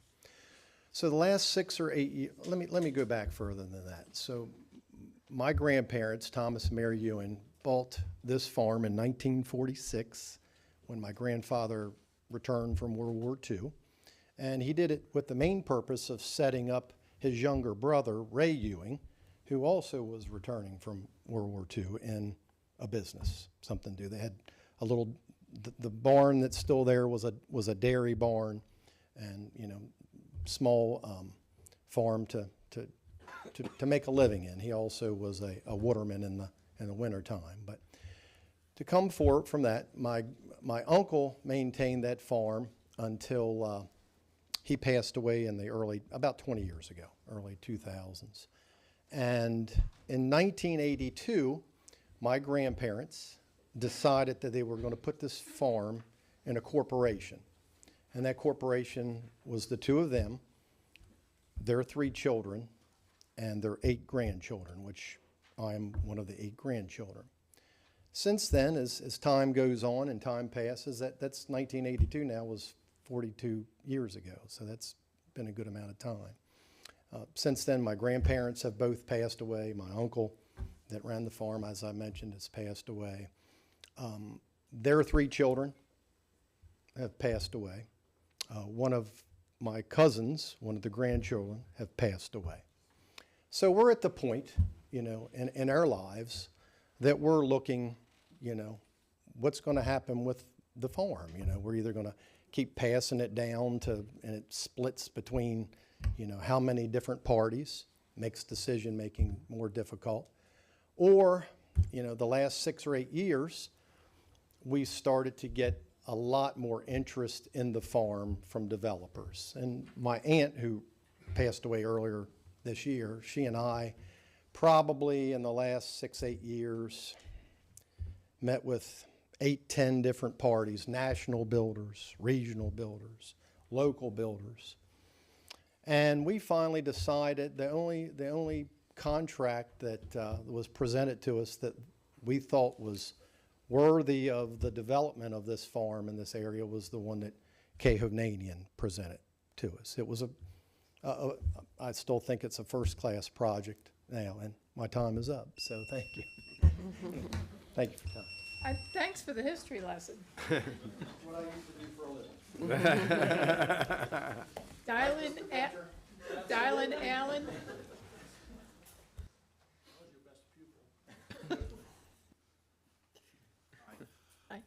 My name is Dylan Allen. I'm a Queen Anne's County resident. I've lived here my entire life. Unfortunately, me and my fiance have been forced to rent a house on Kent Island for the past 3 years because there is no affordable housing.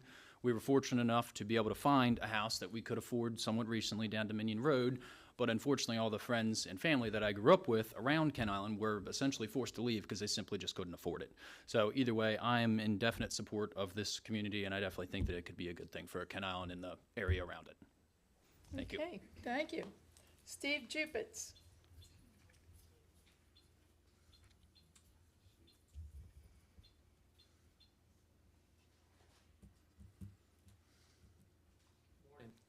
Steve Jupitz. I live on Main Street, not far from this project. I have no problems with the project. It looks like a very good community. My biggest concern is the traffic. Summertime, and now it's getting even beyond summertime.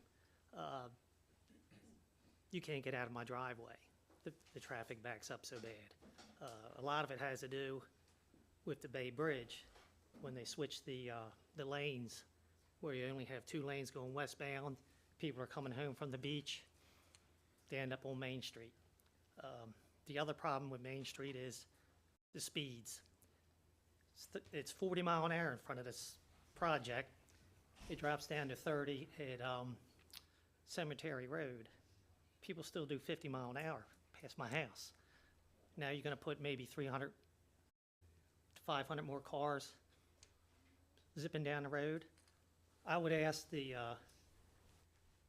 county to think about reducing the speed of that road, maybe from Nesbith down to the Queenstown Bank. Make it 25. If we can put some kind of traffic control in there, do so. But other than that, I think it's going to be a good project. Thank you. Thank you. Barbara Whaley?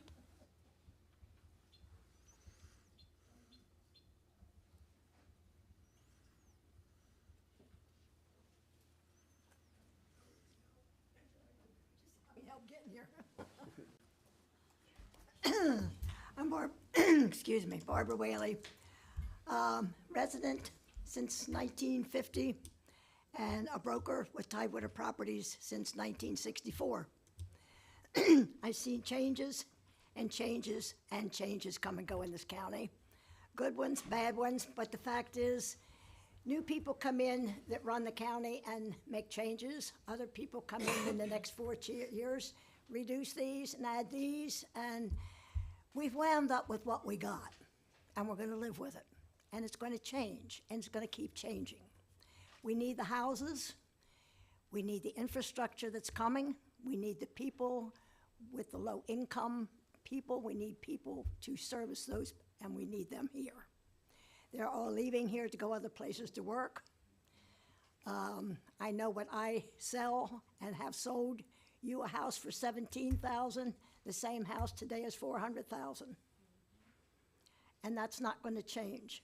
Route 18 is we just won't give it its name that it really needs. It's a disaster. But we have created it. The state roads has created it, and we're going to live with it. And if they come with another Bay Bridge, we're going to live with more. That may be yet to come, but it's going to come. This project is needed.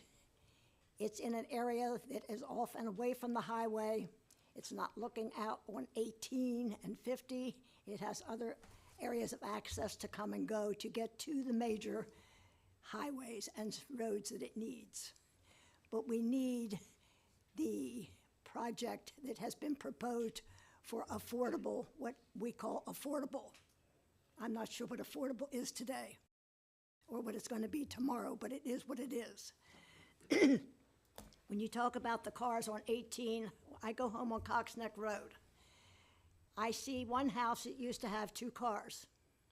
That same house now every day has 5 cars in its driveway. These are my neighbors. These families have all grown. The kids are still home. They're all out on the road, and that is not going to change. Everybody has to have a car. Not if you have to, I mean, most of them don't even want to use the public bus to get to school, God forbid. But I see them every day. They rearrange the cars to see who goes out in the morning first or who gets in first, and they come home from work and rearrange the cars. This isn't going to change. We need the Graysonville project. I've seen a lot of changes. Don't know how many more I'm going to see, but we'll see. Thank you for your time. Thank you. Do we have anyone else in the room that hasn't signed up yet? Okay, do we have anyone on Zoom? One person. Okay.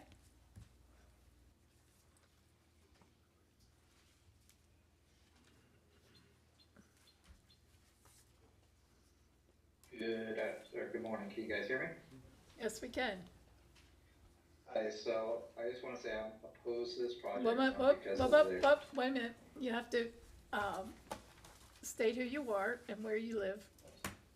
My name is Jason Party. I live in Graysonville, right off of Cemetery Road there, right Okay. next to where this development's going to be built. So I'm opposed to this project, not because of quality of houses, but because the county or the town can't support the current residents as it is.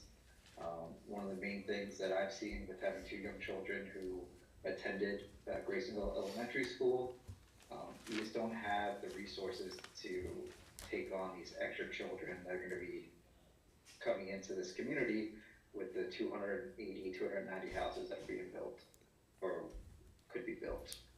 Even this year, the school might be under the limit for how many students it can hold and teach, but the teachers, this year had to cut teachers at that school, which builds up the classroom sizes as it is, and adding additional stress to that. I believe one of the council members mentioned the overflow buildings. It's not sustainable at this time. And then building that community right across from that school with you're adding 500 to 700 vehicles there during those rush hour times when kids are gonna be walking to school. Cars are gonna be zooming in and out of there. The speed limit, like the one gentleman mentioned, I mean, it's 40 miles an hour. Yes, it drops down during the school time, but not everyone abides by that. The traffic that's been mentioned numerous times, you're gonna add 500-700 vehicles there every day commuting. It's just gonna build up the already stressed infrastructure there. So I think the county needs to address the issues with the town first when it comes to funding our school systems, addressing the issues with Main Street, specifically during the summertime when you have all the out-of-towners cutting off of 50 to try to avoid some of the traffic. I mean, during this summer, trying to get the Safeway, it would take an hour just to go, 10 miles down the road to go grocery shopping. So I think we're getting ahead of ourselves by adding, additional 500 to 700 people to this community when the county can't support the already stressed infrastructure of the community. That's all I have. Thank you. Thank you. Okay, any other Zooms? Okay. So can I get a resolution? I have a request. Steve, can I see, there's a rendering that shows the project as it sits, like on that wooded area. So I live a few miles away from this project, have done so for about 30-something years. This one? Drive by it at least once a day. No, it showed the project as it is situated. Okay, there you go. All right. Okay, thank you. I'm more of a visual person. Sure. Thank you very much. Any questions from the commissioners? Can I get a resolution? So, Madam Chair, as it pertains to the design standards, let it be resolved that the Planning Commission, regarding the minimum design standards for the project, as provided in the staff report and shown on the sketch plan, and as more particularly described in the Department of Planning and Zoning file sub-24-04-0418, hereby finds that the design standards as laid out in Title 18, 1 through 30, point D, subsection 8, are consistent with public health and safety objectives as they pertain to front, rear, side, minimum lot areas, and that the design standards provide for a coherent plan of development and hereby grants approval for the design standards.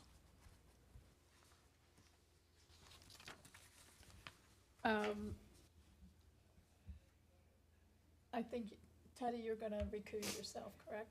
Correct. Okay. Do I get a second? Wait a minute. What do you mean recuse? He has to recuse himself. Well, then he shouldn't have been here for any of the conversation. He didn't open his mouth. So he has been sitting there but not participating, but you should back away from the discussion related to the findings and not ask any questions or participate in this matter. Right, but shouldn't that have been, in all transparency, been covered when the applicant came to seat? Yes.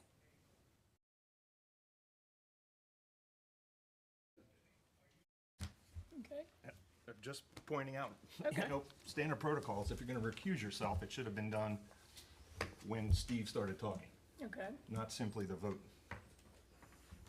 And I do think that Commissioner Baker had that understanding that he was going to, he was recusing himself and he had done so, but should have voiced that at the beginning of the application. Right. 'Cause he shouldn't even be present. So Right? I'm not picking on you, Teddy. Well, it's a public Just trying to meeting. get the protocols down. in It's a standard, public meeting, he could go watch it on TV. Understood, but he's not. He's sitting at the dais. I would be concerned had he participated or asked any questions or anyone in the public specifically spoken or addressed him. But because he did just sit there and not participate at all, there is no concern. But in the future, there should be a disclosure at the beginning and removal. Thank you. Okay. Do I get a second on the resolution for the design standards? Second. All in favor? Aye. Aye.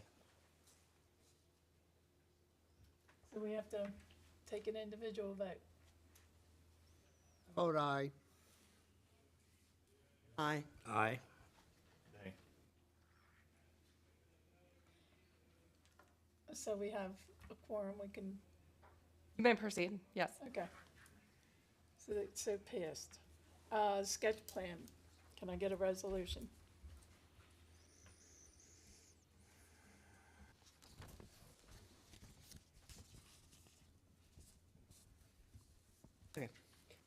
Okay, Madam Chair, resolved that the Planning Commission regarding the request by KF Nanian Homes of Maryland LLC for sketch plan approval for a 292 lot major subdivision that includes 218 single-family units, 72 townhouse units, a pump station lot, required open space, and the associated infrastructure, and is more particularly described in Department of Planning and Zoning File Sub 24-04-0418, hereby finds the sketch plan is consistent with the goals and objectives of the Queen Anne's County 2022 Comprehensive Plan.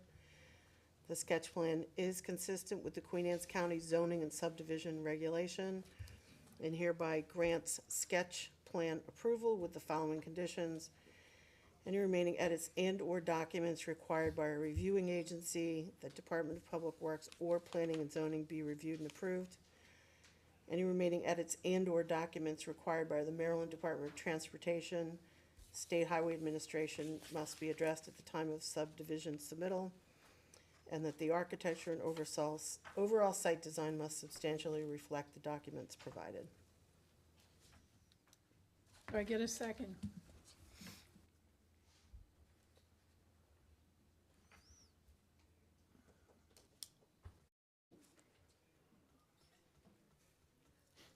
Can I give a second? I'll second. Thank you. All in favor? Aye. Madam Chair, may I request that we have discussion first, please? Okay, discussion. Thank you. So I would like to add that, I'm gonna call them K-Hob because I'll butcher their name up otherwise. In the industry, they've been known as K-Hob. I think they are great partners with the county.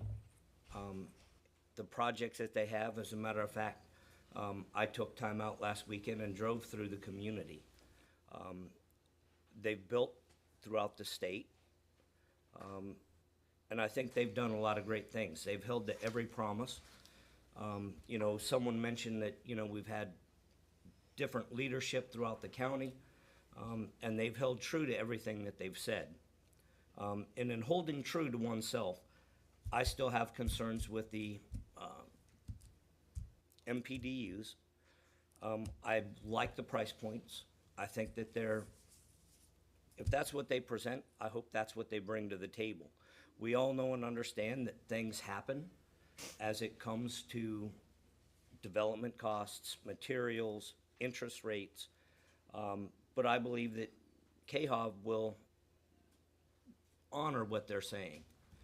I would strongly encourage you, not for me, but for the community, to not do fee in lieu and provide actual housing. I know that the housing administrator has said that she's had 6 applications. Well, we have hundreds of thousands of people, our children, that want to live here, want to buy a house. 6 people, although great, that's not helping the community, in my opinion. So, thank you, Madam Chair, for that opportunity. You're welcome. Madam Chair, if I may. Sure. You know, I find myself in the odd position of being not particularly enamored of this project, but because of the way we have to deliberate, I don't believe I've got enough information yet, particularly because of the APFO issues, to make an informed decision. And the only way that I see myself getting to that point would to be vote in favor of it. That doesn't necessarily mean that I like the idea of taking another chunk of farmland and peppering it with townhomes. I do support the idea that we need affordable housing in Queen Anne County, but I sure would like to see, as this project goes forward, a very robust support of the APFO, and strongly consider not using fee in lieu of, thank you, ma'am, as an alternative, and would essentially say to the people before us, who I think are making a very good effort at affordable housing, that I need to be convinced that this is going to benefit the entire community, and also the traffic issues.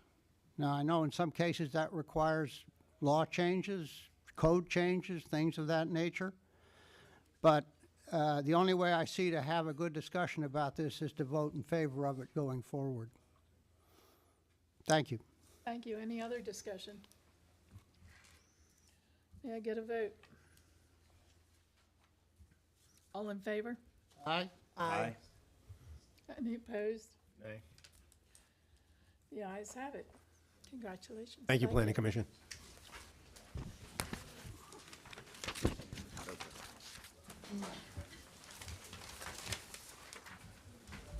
Thank you all. Let it warm for you, Doug.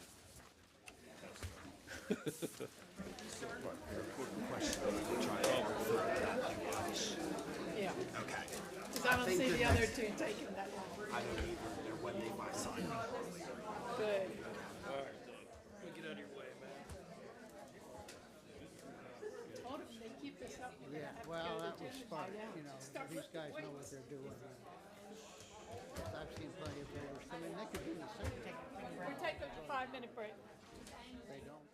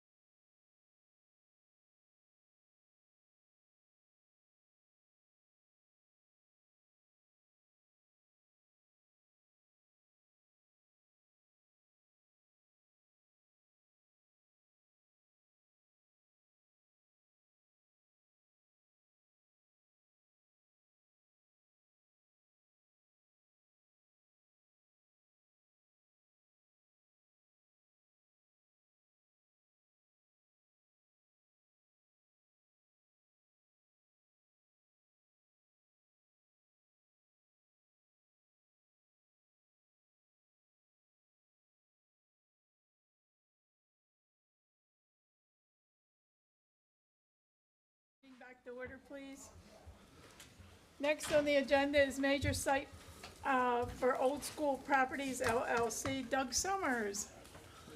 I'm back. Good morning, Doug Summers, Associate Planner with Queen Anne's County.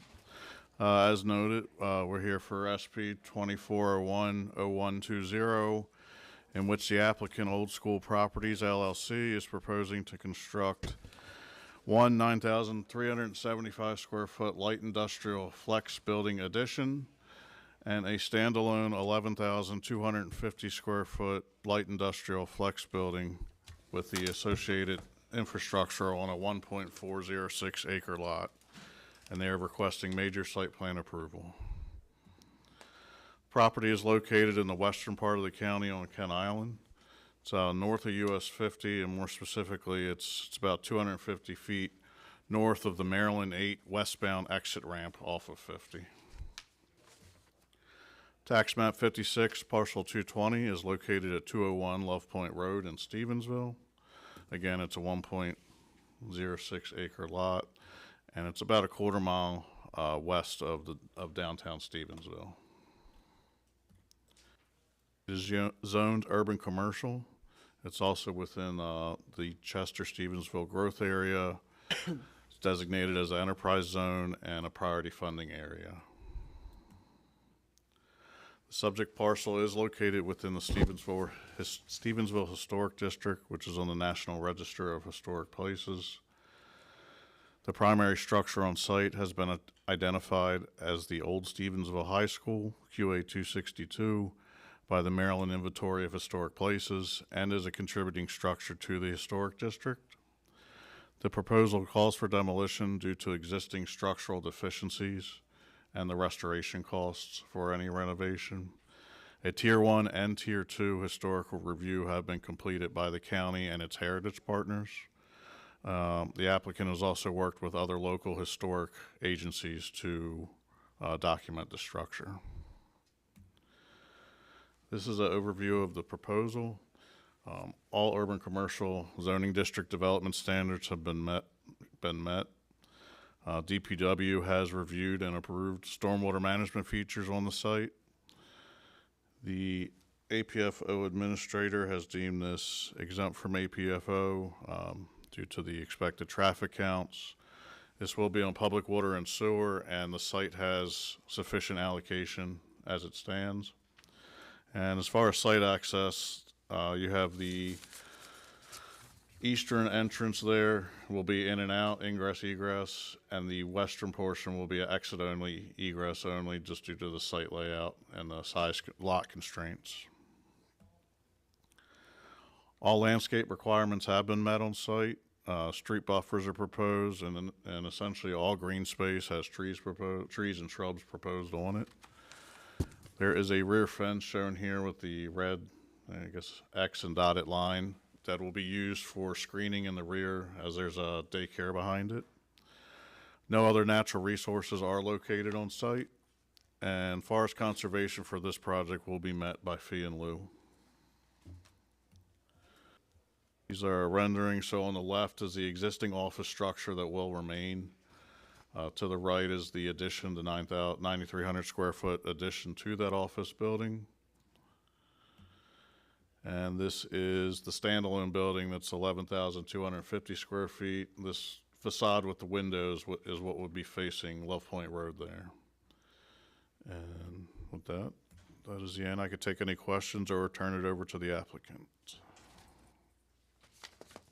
Any discussion or questions from the commissioners?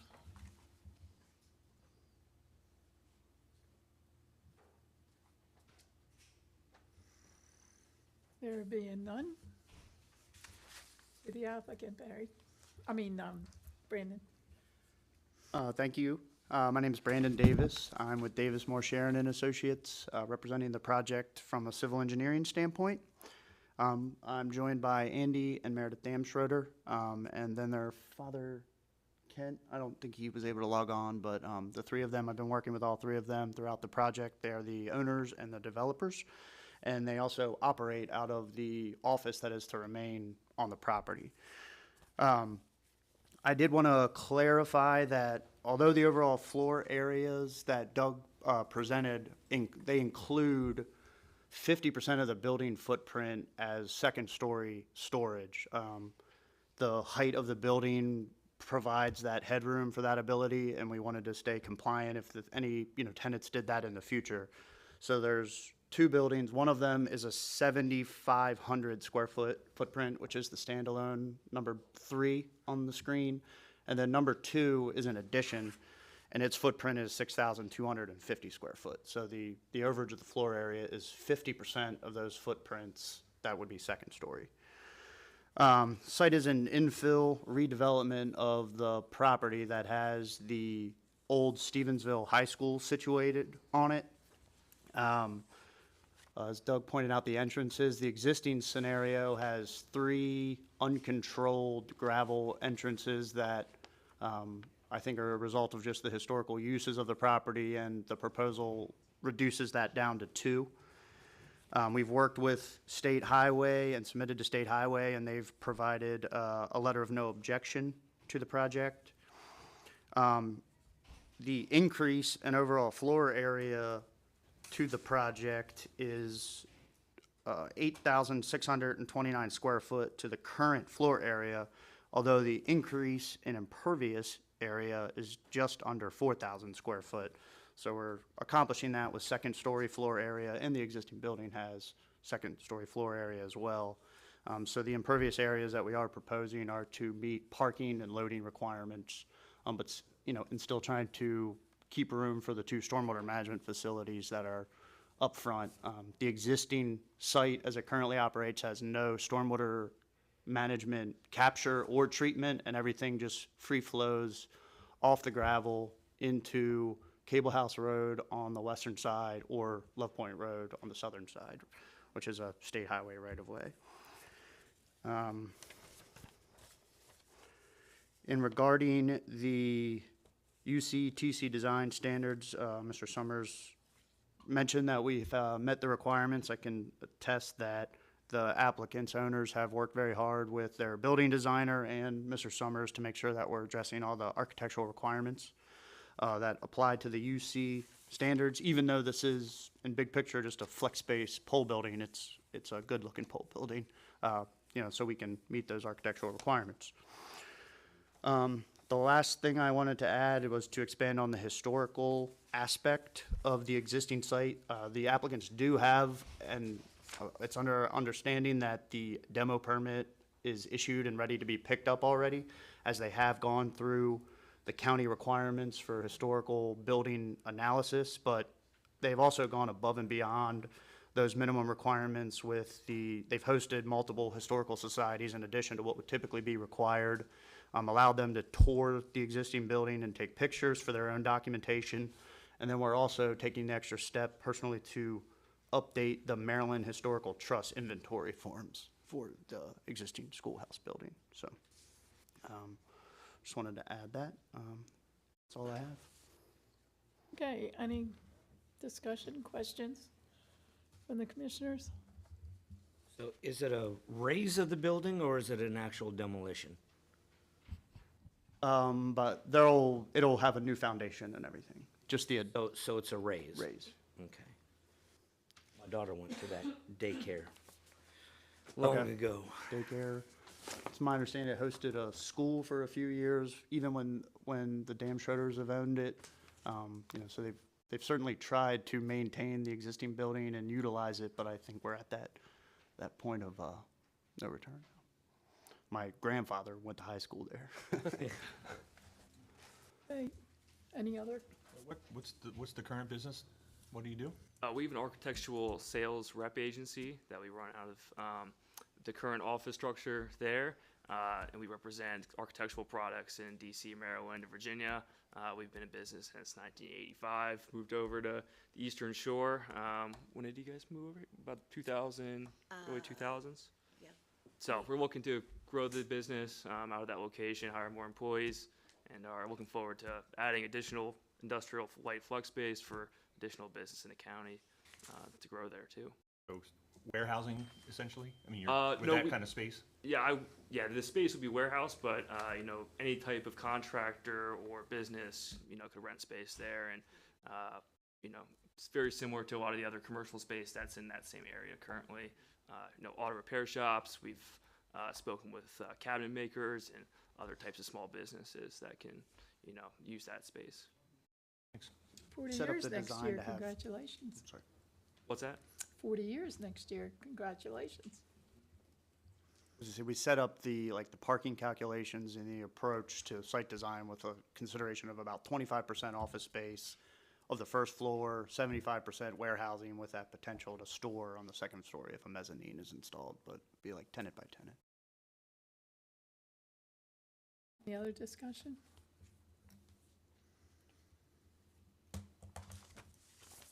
Public comment.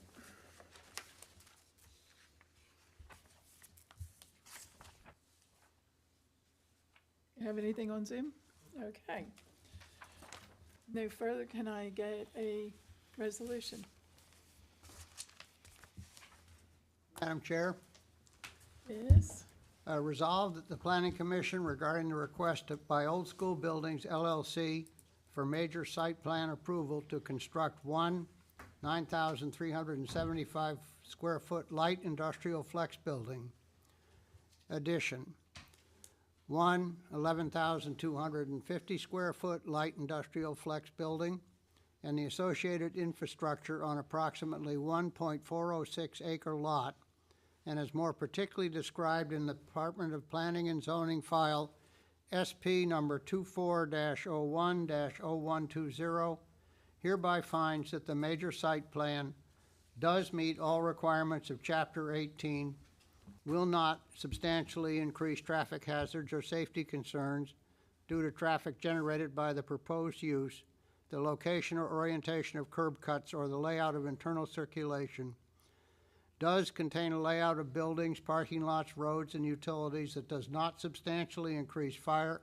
health, or other public safety fire hazards, is adequately buffered and screened to minimize potential adverse impacts to neighborhood properties and public rights-of-way, will not substantially increase stormwater drainage or pollution, will not have an unreasonably adverse effect on property values in the vicinity of the site, and will not adversely affect the public welfare, and will provide for safety through compliance with the state fire code and with any applicable county or municipal fire codes, is compatible with the general character of the surrounding neighborhood, and is consistent with the purpose and goals and objectives of the 2022 Comprehensive Plan, hereby grants major site plan approval subject to the following conditions.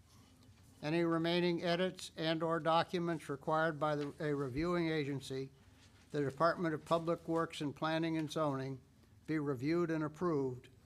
The architecture and overall site design must substantially reflect the documents provided.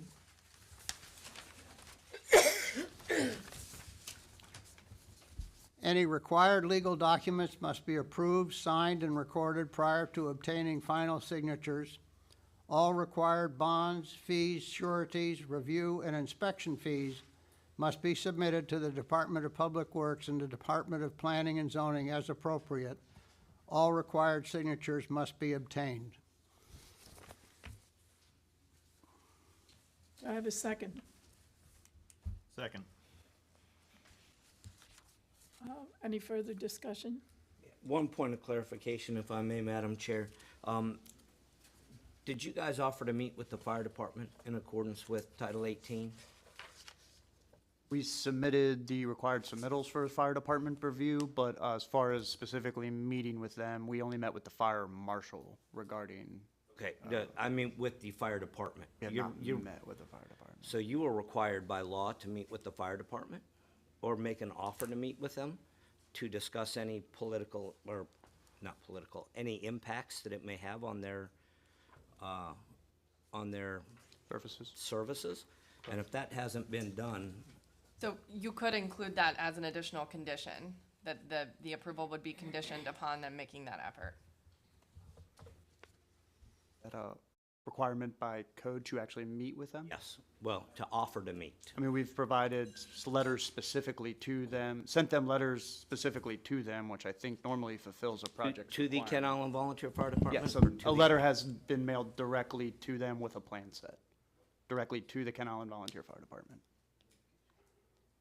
Okay, did you? So you have to offer to meet. Sending them a set of plans does not constitute an offer to meet.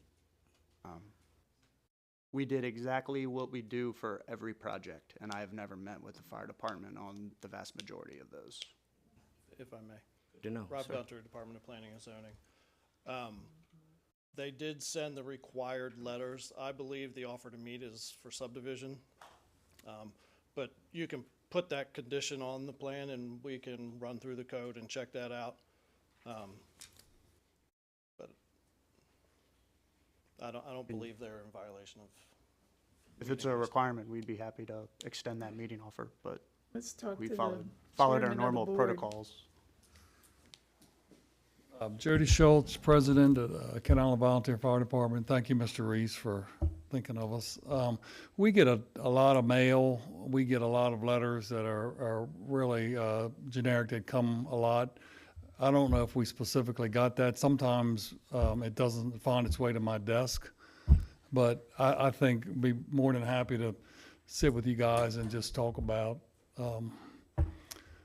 what we're talking about, which is just so you understand how our department works, how our funding comes, any effects that your development may have on our department. It's a little different than the fire marshal, who's really looking at code stuff and where the hydrants are laid out, even though he does try to meet with our chief. But I mean, it's just a lot going on. We're a volunteer department, and with we get a ton of letters, and we normally get those. I'm not saying we didn't get it, but I think would certainly love to meet with you guys and talk about all those issues. So, thank you. Thank you, sir. You gonna add that condition? May I make, well, can we look it up to see if we have to make that amendment? Rob's looking it up. Is that all right, Madam Chair? Sure, If we don't need to make it, then no sense in sure. making. It's fine with me.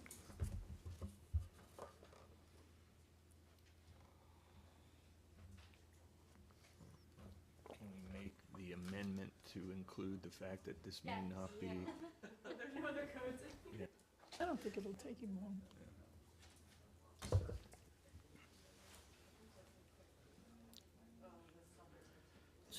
It's like 18,187 or 18, I forget what it is exactly. I know that, yeah, we could look it up in real time and everyone can watch. I think that if there is such a requirement for a meeting, because this really hasn't come up before, I would think that the letters that we require and the stack meetings that occur would probably suffice for that invitation to meet, because we're meeting as a technical committee. And so this may be why we haven't stumbled across this in the past. But Rob seems to have found something. I don't know entirely what the letter sent, but what this applicant did isn't atypical of any other applicant. With that said, 148D in part says, in addition to all applications for site plan shall include evidence foregoing notice was provided to the local volunteer fire department that provides primary service to the subject property, and that the applicant has met or offered to meet with and discussed or offered to discuss in good faith the impact of such development. Most of the letters that are sent to the volunteer fire, the first part of that, it says you gotta notify adjacent properties in the fire department. Most of those letters are form letters and do say, hey, we offer to meet. I don't know what this one said, but what they did is not atypical. So if you want to condition it, Is it not would or be. is typical? What they did is typical, it is Oh, not okay. atypical. But anyway, if you want to condition it, something is required by the code anyway, that they very well may have done. Oh, I trust that that was taken care of and the letter's in the file.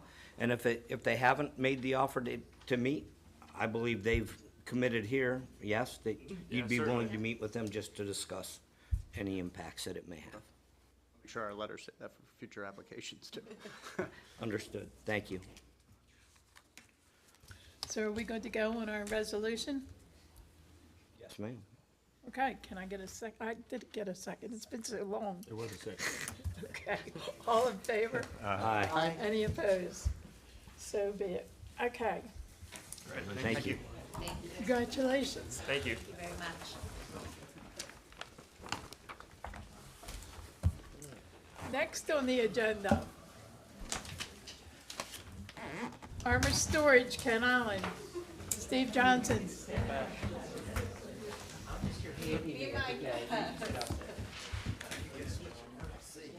Morning, all. Hello. What happened here? I had doing this case before Chris passed because he had a conflict. So Okay. I'm just continuing to complete just this Okay, one. just so everybody knows what's Right. happening. But Lindsay could certainly sit up here and give me some guidance. If you Oh, that's right, Chris is part owner in a neighboring property, correct? Correct. Yeah, exactly. And his family sister. And I had His reviewed all sister the as legal well. docs, Susan's and there. so it didn't make sense to throw that back on Lindsay. Okay. Just wanted to make sure that the public is aware. Did you wear socks? Everybody ready? Did you wear socks? Didn't wear socks. Chris never made, I made a comment at a public hearing one time. They said, well, he's replacing socks. He Chris, never I wears said, the only thing we have in common, I'm not wearing socks. I didn't wear anything. I'm sockless today. All right, good Hey, morning. Mr. Johnson? Yep, good morning. This is still morning. Steve Johnson, Senior Planner, Planning and Zoning. As stated, we're here to discuss Armored Storage, Ken Island. The applicant's proposing to administratively combine 3 parcels to construct a 117,000 square foot, 3-story indoor self-storage facility. This project was received concept approval by this board back in July of 2022. The building has changed. It's dropped a story. It's now 3 stories. It was initially proposed as 4. And it has changed in color from red to green, which you'll see as I go through my presentation. Project's located on Ken Island, north of Route 50 and south of Piney Creek Road. More specifically, tax map 57, parcels 287, 351, and 352 total, 10.49 acres, and are located on Nash Court off of Piney Creek Road.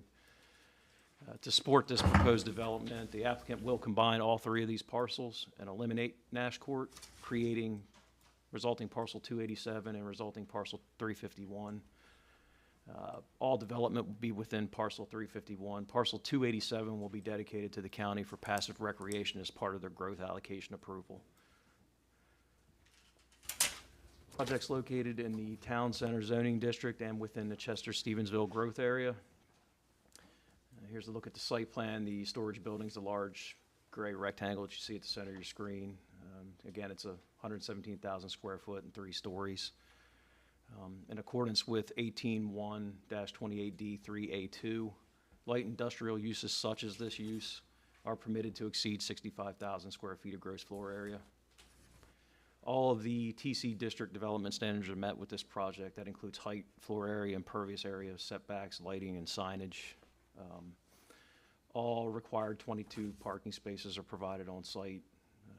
The Department of Public Works has reviewed and approved the stormwater associated with this project. Enhanced testing of the stormwater is required as a condition of the growth allocation approval. The testing must be in accordance with methods approved by the County Department of Public Works with consultation with MDE, Maryland Department of the Environment. Mr. Johnson, if Yeah, you can go sure. back to the last slide. What's the blue line delineating? It's- On the left side of the screen, Up at the top? that is, those are parcel boundaries. Okay. Probably Are deeded there parcels. 2 parcels? Is it, Not this one. Are you looking here? Let me get my laser pointer. where it says M57, parcel 38, so tax map Right in here. 57? On the left, to your right left. here. No, yeah, that's. Yeah, that this is a one. separate parcel. This is owned by the Drummond family. That's a separate deeded parcel. So The triangle's a different parcel? Correct. Okay, thank you. Sure. I'll do that, okay. Adequate public facilities for this project exist. A memo from Steve Cahoon was included in your packets. 264 linear feet of 8-foot tall fencing will be provided along the northeastern property line. It's shown in dashed fuchsia on your screen. This will provide screening between the proposed use and the adjacent property. This does address a condition of growth allocation approval. A segment of the Cross Island Trail adjacent to the entrance will be relocated off Pine Creek Road. It's shown on the right side of your screen, that dashed orange line. And this also addresses a condition of the growth allocation approval. And there is a representative for Parks here today if you have any questions regarding the trail. Entire property is located within the Chesapeake Bay critical area with designations of IDA, LDA, and RCA. All of the proposed development is within the IDA designation. The critical area buffer is expanded for the non-tidal wetlands. 2.811 acres were designated as IDA as part of a 2023 growth allocation approval. This approval included 26 conditions from the Planning Commission, Critical Area Commission, and the county commissioners. The applicant did include a detailed memo indicating how the project meets these conditions in your packets. All landscaping requirements for this project are met, including additional plantings to comply with the growth allocation approval. There are no steep slope streams, endangered species, or FIDS habitat on site. There are non-tidal wetlands and their associated buffers on site. They're shown here in green. No disturbance to the wetland is proposed. However, the applicant is proposing 0.22 acres of buffer disturbance and has provided authorization from MDE, which was also included in your packets. There is floodplain on site. This is the dashed blue line that you see on your screen. The applicant is proposing 0.17 acres of disturbance to that feature. Our woodlands on site as well. The applicant is proposing 1.40 acres of clearing. This is the hatched brown and white area that you see on your screen. I apologize if that's an assault on your eyes. It's a lot of hatching and bricking. The applicant will plant 1.61 acres of all-site planting on tax map 57, parcel 477, lot B, which is owned by Mr. Scholes, to meet mitigation requirements or growth allocation. 6.215 acres of wooded area on this lot. The bricked area that you see on your screen will be deed restricted also as required in the growth allocation approval. Look at the elevations. This is the west side of the building. You would be able to see this from Route 50. There are screening trees proposed that I will show on a later slide. This is the east side of the building, or the rear. This is the south side. This does face 50, but there are a lot of pines between this facade and the highway. This is this north side. This is what you would see from Piney Creek Road if Mr. Hudson, the adjacent owner's house, did not exist there. And I will show a rendering indicating how that will look. There's a rendering in the northwest corner. Here's the rendering from Piney Creek Road. This is what you may see directly from the road or while you're on the trail. This is the northeast corner of the rear of the property. This is the southwest corner. And this slide gives you a rough idea of what the view shed from Route 50 may look like once all the trees have reached maturity. And with that, that's all I have. I will try to answer any questions you may have or turn it over to the applicant. Any questions for Steve?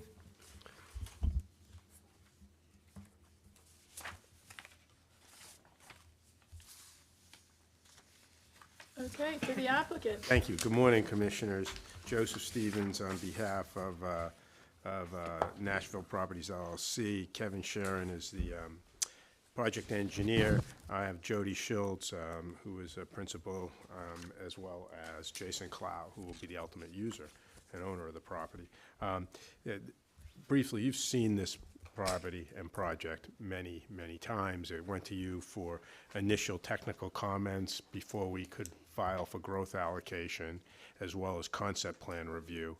And then once we filed for growth allocation to receive the 2.81 acres of 2.118, whatever it was.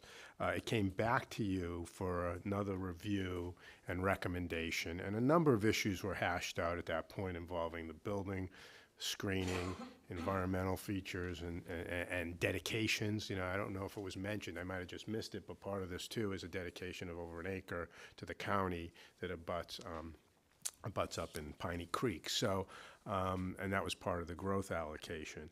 We then went to the county commissioners. We had a series of hearings there, 2 hearings before them, and we had a critical area commission meeting as well before the building changed from what you initially had approved in the concept plan. And the change was a reduction in size.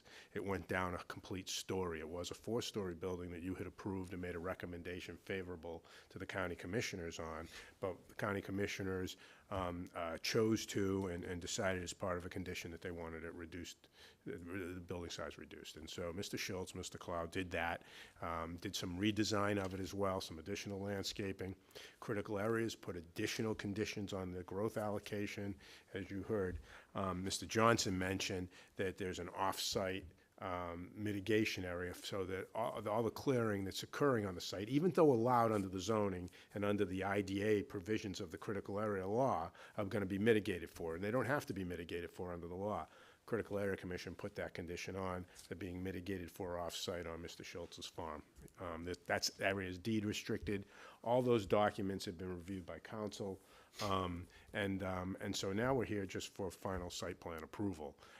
Kevin Sharon can answer questions about stormwater if you like, or any of the other design, or you could talk to Mr. Schultz or Mr. Clow about the end use if you have more questions about that. But if you do recall, we provided a big packet on what the use was, hours of operation, security system, all that back when we received the sketch plan, concept plan approval. Not sketch plan, it's a site plan, so it's concept plan.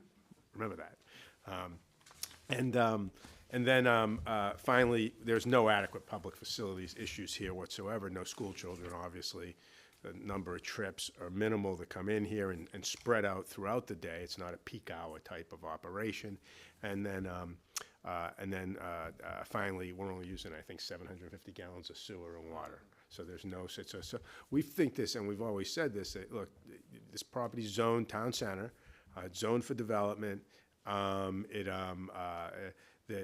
what's being proposed here has a lot of open space and areas to be preserved. It's providing a need for the county and with very minimal impact, because no sewer and water, no school impact, no traffic impact. So with that, we think we meet all the standards. We're confident we meet all the standards of the code, and we'd ask you to go ahead and approve the site plan with the conditions noted by the staff, or ask us questions, any of the group that's here. Evan, do you have something? I don't. I had a list of things I wanted to go over, but Mr. Johnson, as usual, covered everything. So I'd be happy to answer any questions that you have. But as Joe pointed out, we have been, I think this job number was a 2020 job number, and here we are at the end of 2024. So it's been a long road. It's had a lot of eyes on it, and we are confident that all the T's are crossed and I's dotted, but we're happy to answer any questions. Right, and as you know, I'm not the type to kind of gloss over stuff. You like me, I usually talk too much. But you've seen it so many times, I just, you know, if we're here to answer questions. I have one, it's somewhat academic, but can you enlighten me or the group that's listening as to the conversations that were had with critical area and/or DPW about removing woodlands in good health to build a BMP in the, you know, on site, and what conversations with general tone? Yeah, so I mean that was certainly a concern, but when you look at the overall property and the small amount of area that's actually being developed, the where the building is going itself are 2 existing residences. Right. So yes, there was some clearing involved to get the submerged gravel wetland in the back. And that was kind of a, you know, we had to weigh the good and the bad. We have to provide stormwater management, but also trees. Now, in the IDA, we can remove trees and not have to mitigate it for it, but the Critical Area Commission recognized that, and that's why they, I believe it was on a 2-to-1 basis, had us mitigate and plant trees on Jody's farm, and it's 1.6 acres of long-term deed restriction. That was one of the triggers That was one of, correct. Stevens just outlined, that off-site mitigation. Exactly. Part of of that was right. because we had to make room for the stormwater treatment. Exactly. It was because of that. I mean, Yeah. when we had the discussions with Critical Area Commission, they were concerned about, as it comes up, whenever there's growth allocation, if you have any environmental impacts, meaning, woodlands, wetlands, they look for something in addition, and because we had this impact on woodlands, they looked for us to mitigate it, even though not required under the code. No, thank you for explaining, because, right, people in my field, stormwater and environmental site design type stuff, right, the standard vernacular is woods in good condition. Right. And here we are tearing down woods in good condition to build a create BMP. woods in good condition. Exactly. Right. So it just seems a little counterintuitive Right. at least on paper.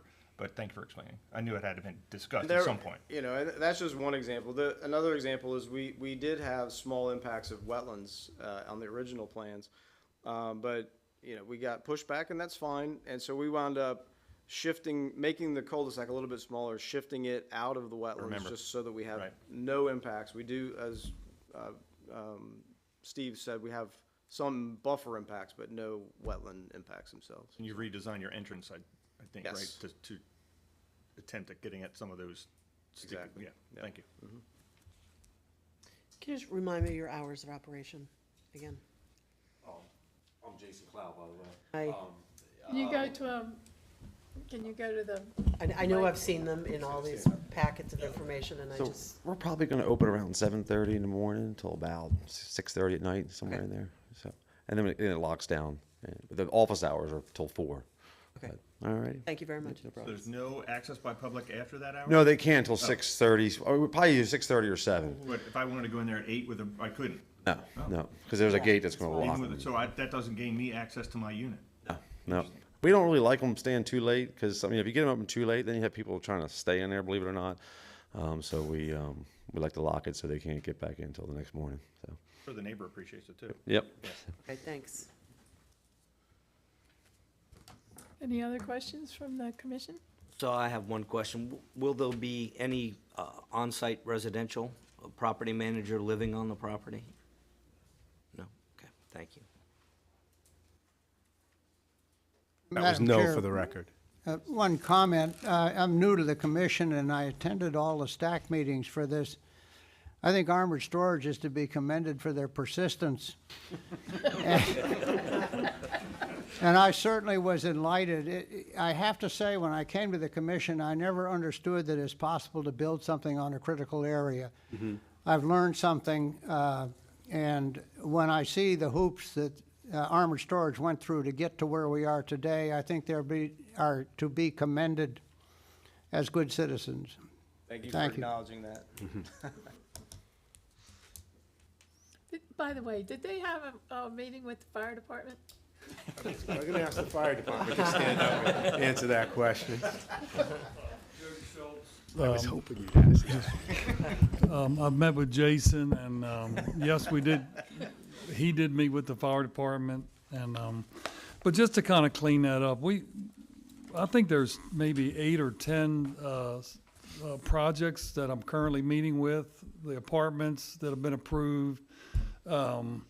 There's several small projects that under 10,000 square feet that you guys don't even see, that we still get notified. So it's an ongoing process with us at the fire department to meet and try to engage with people and just try to help them. A lot of people move here and don't understand we're a volunteer fire system. We have limited resources financially. We're by far the busiest company in the county, and we have to be proactive in trying to we just bought a fire truck that was over $1 million, and when we bought the one that's replacing it was $400,000, like about 18 years ago. So it's a tremendous financial burden on us. So thank you for recognizing that. Did you have any other questions about the site or anything? Yeah. Mr. Tillman, thank you for your comment, because it's been 3 years And, yeah, so thank you. Okay, can I get a resolution? Oh, public comment. Any public comment? Do we have anything on Zoom? No? We don't have anything in the room? Okay, can I get a resolution?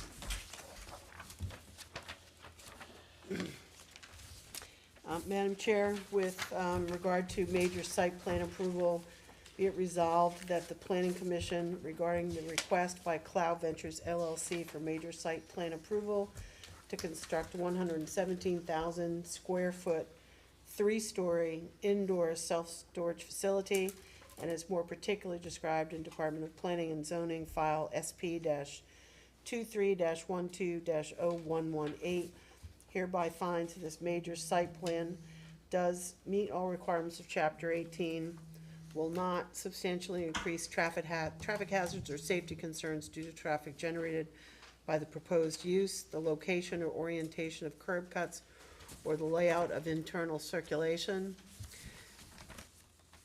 Does contain a layout of buildings, parking, roads, and utilities that does not substantially increase fire, health, and or other public safety hazards, is adequately buffered and screened to minimize potential adverse impacts to neighboring properties and public rights-of-way, will not substantially increase stormwater drainage or pollution, will not have an unreasonably adverse effect upon property values in the vicinity of the site, will not adversely affect the public welfare, and will provide for public safety through compliance with the state fire code and with any applicable county or municipal fire codes, is compatible with the general character of the surrounding neighborhood, and is consistent with the purpose, goals, and objectives of the 2022 Comprehensive Plan, and hereby grants major site plan approval subject to the following conditions. Any remaining edits and/or documents required by the Department of Public Works, Planning, and Zoning must be reviewed and approved prior to obtaining final site plan signatures. Any required legal documents must be approved, signed, and recorded prior to obtaining final site plan signatures.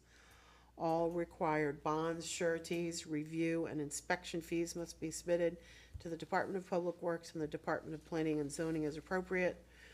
The architecture and overall site design must substantially reflect the documents provided. Any changes to either will require Planning Commission approval. In addition to typical stormwater management testing, the applicant is required to provide enhanced stormwater management testing to address condition number 3 of the County Commissioners and Critical Area Commission growth allocation approvals. The testing methods shall be approved by the Queen Anne's County Department of Public Works with consultation from the Maryland Department of Environment, with all details finalized in the Public Works Agreement prior to obtaining final site plan signatures. Authorization from the Maryland Department of the Environment that indicates the contract purchaser, Cloud Ventures LLC, is permitted to disturb the non-tidal wetlands buffer must be provided prior to permitting. The administrative subdivision must be approved and recorded prior to final site plan signatures, and resulting parcel 287 must be dedicated to the county prior to obtaining final site plan signatures. Any discussion? Can I get a second? Second. Any discussion or comments? All in favor? Aye. Any opposed? Congratulations. Thank you very much. Thank you, Commissioners. Thank you. That's a long process.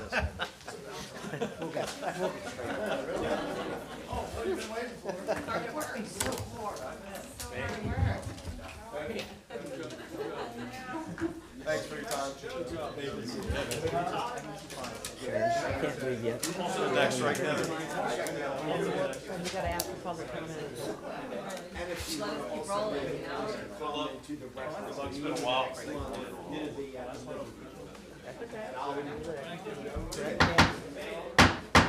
We need to finish our meeting. Thank you.